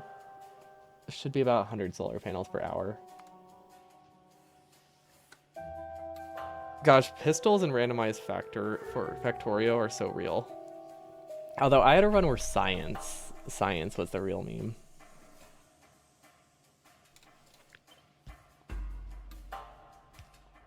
Like one of the randomizer playthroughs I did, because I've done a couple of them. One of them pistols were used a lot, and the other one red science was used in basically everything.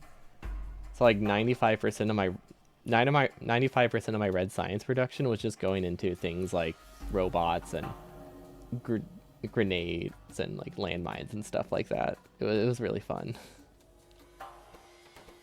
Okay, this should have more than enough production. Oh wait, this doesn't output. Okay, I mean it fits within the square, so I guess it's good enough. Okay, I don't know what to do with this spot here. I really don't. Our furnace lanes are just so large with burners that it's really hard to fill factories, especially when you do direct feeding. And because of how many burner inserters you have to use, it's hard to do like supplemental resources. Because like, you know, one really easy way to fix that would be to do a double length lane. But the thing is, we're using most of our horizontal tiles on like the four width underground, so we don't really have a ton of space left for sending like an extra lane of copper through. Otherwise, I would probably just double up all of these and use red belts. But the fact that we can't use red belts for one thing. Well, we can. They just don't run very well. So we're limited on our red belt use. So yeah, we just can't double up lanes very well. We might be able to do it late. We might be able to do it at this point. If we accept that it's running at like 95% speed, I think we can use red belt. Or I guess as long as nothing's self-feeding.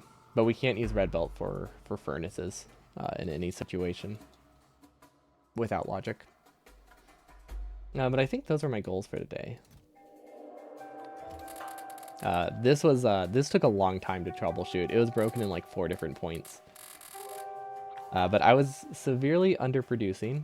I was supposed to be getting 1.7 to 1.8 blue chips per second from this, and I was getting like 1.1. A third of it was broken. One of them was missing copper.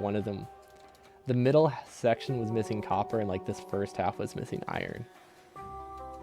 So yeah, we did eventually figure it out. But yeah, good. Honestly, decent progress.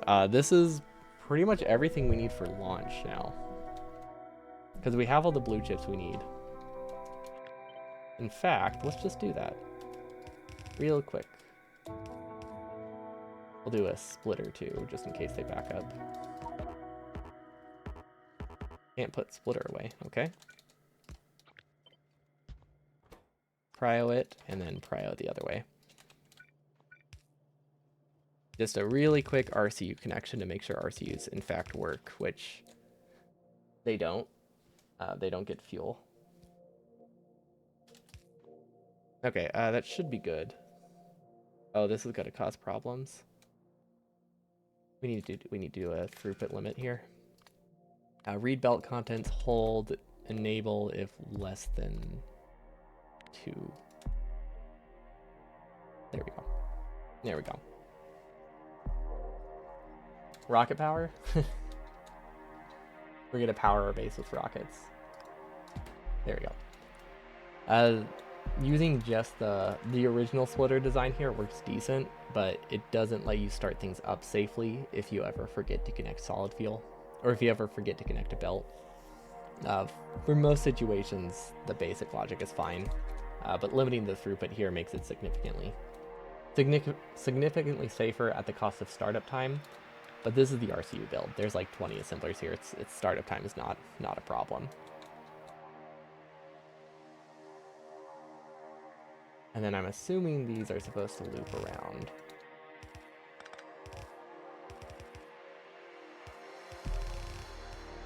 There we go. I like how this is one of the only builds in the game where I can use full drags of undergrounds. We can't use them very often.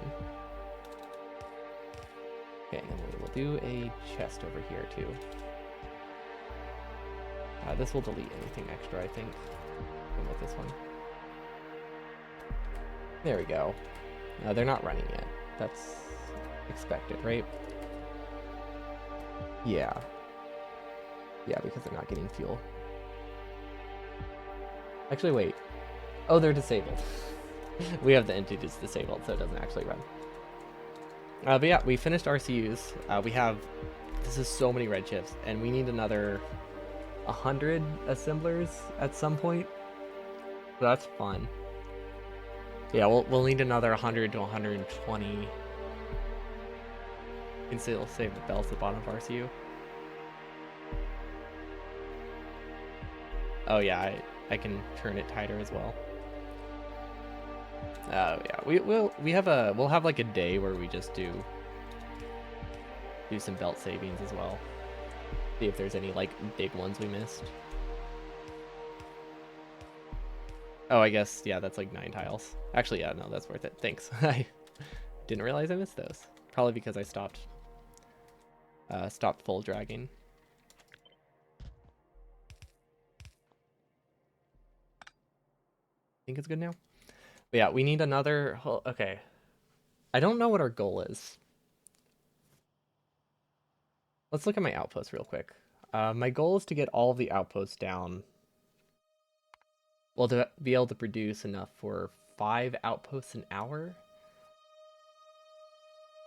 I don't know how realistic of a goal that is for in terms of like bot building speed. I just want my base to be able to produce that, so that way, because the faster I produce all the outposts, the faster I produce all the faster outpost resources, the faster the main base can idle and allow me to build those outposts.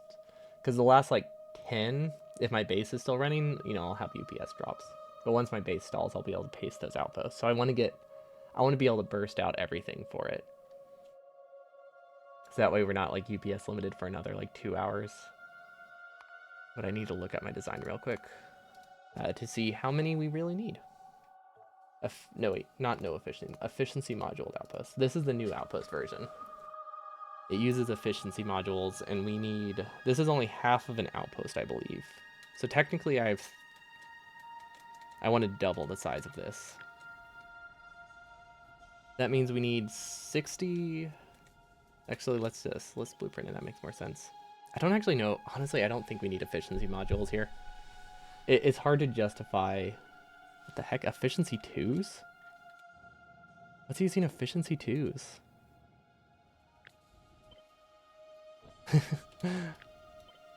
What?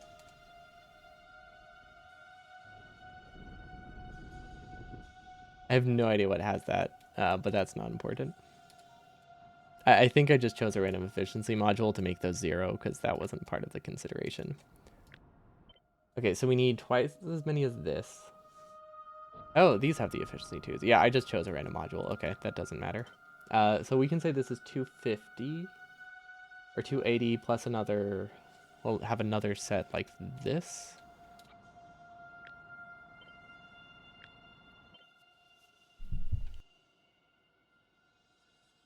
So let's say 400. Let's say 400 efficiency modules for the whole base. And then we don't need efficiency modules in this. That's just a waste of red chips. So that means we need 200 modules plus 60 modules. Most players for a whole playtime don't produce that many. Frequent map restarters do. Honestly, even frequent map restarters probably don't use burner inserters. Burner drills, yes. Burner drills, frequent map restarters definitely use these. This many inserters, I think, unless you're doing like default settings, I guess. And putting burner. I guess if you're doing burners in the power plant, you could. Honestly, I've never really used burners in a power plant other than meme runs. Okay, I'm just trying to do a quick estimate right now of what we need. So that is, we need 400 prod modules.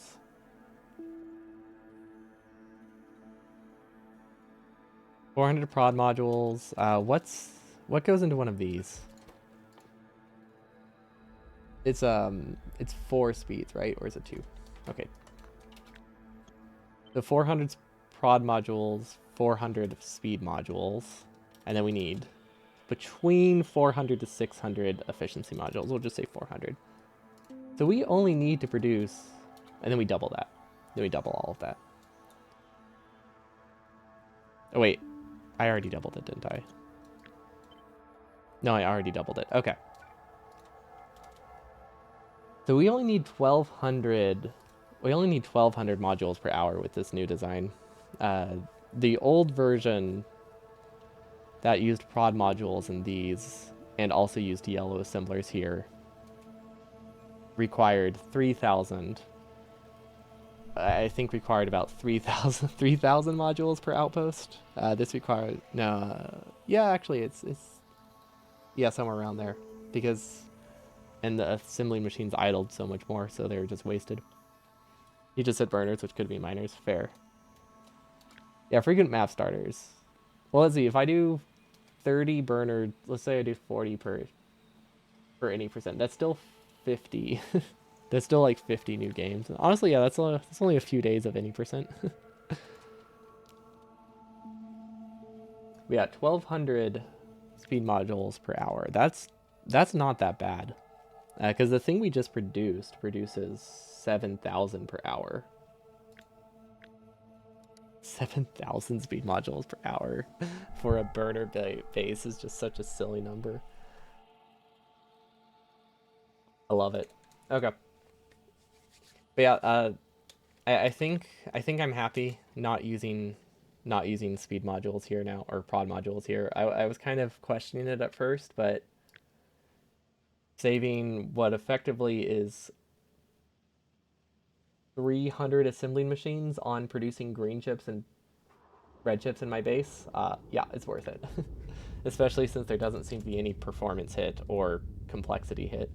It does make it slightly harder to find patch sizes, but considering this is not balanced around running out of iron, it's not like we did anything to make the patch requirement smaller anyway. So yeah, we'll be a-okay.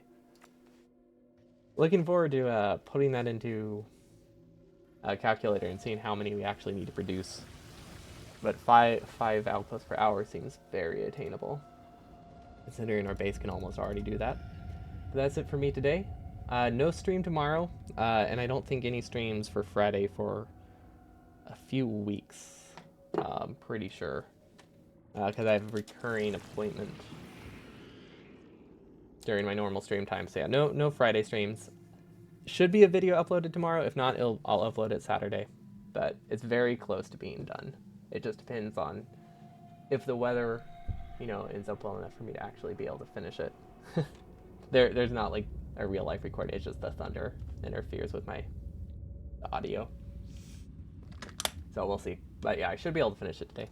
But yeah, hope y'all have a wonderful evening, and I'll see you all next time. Peace.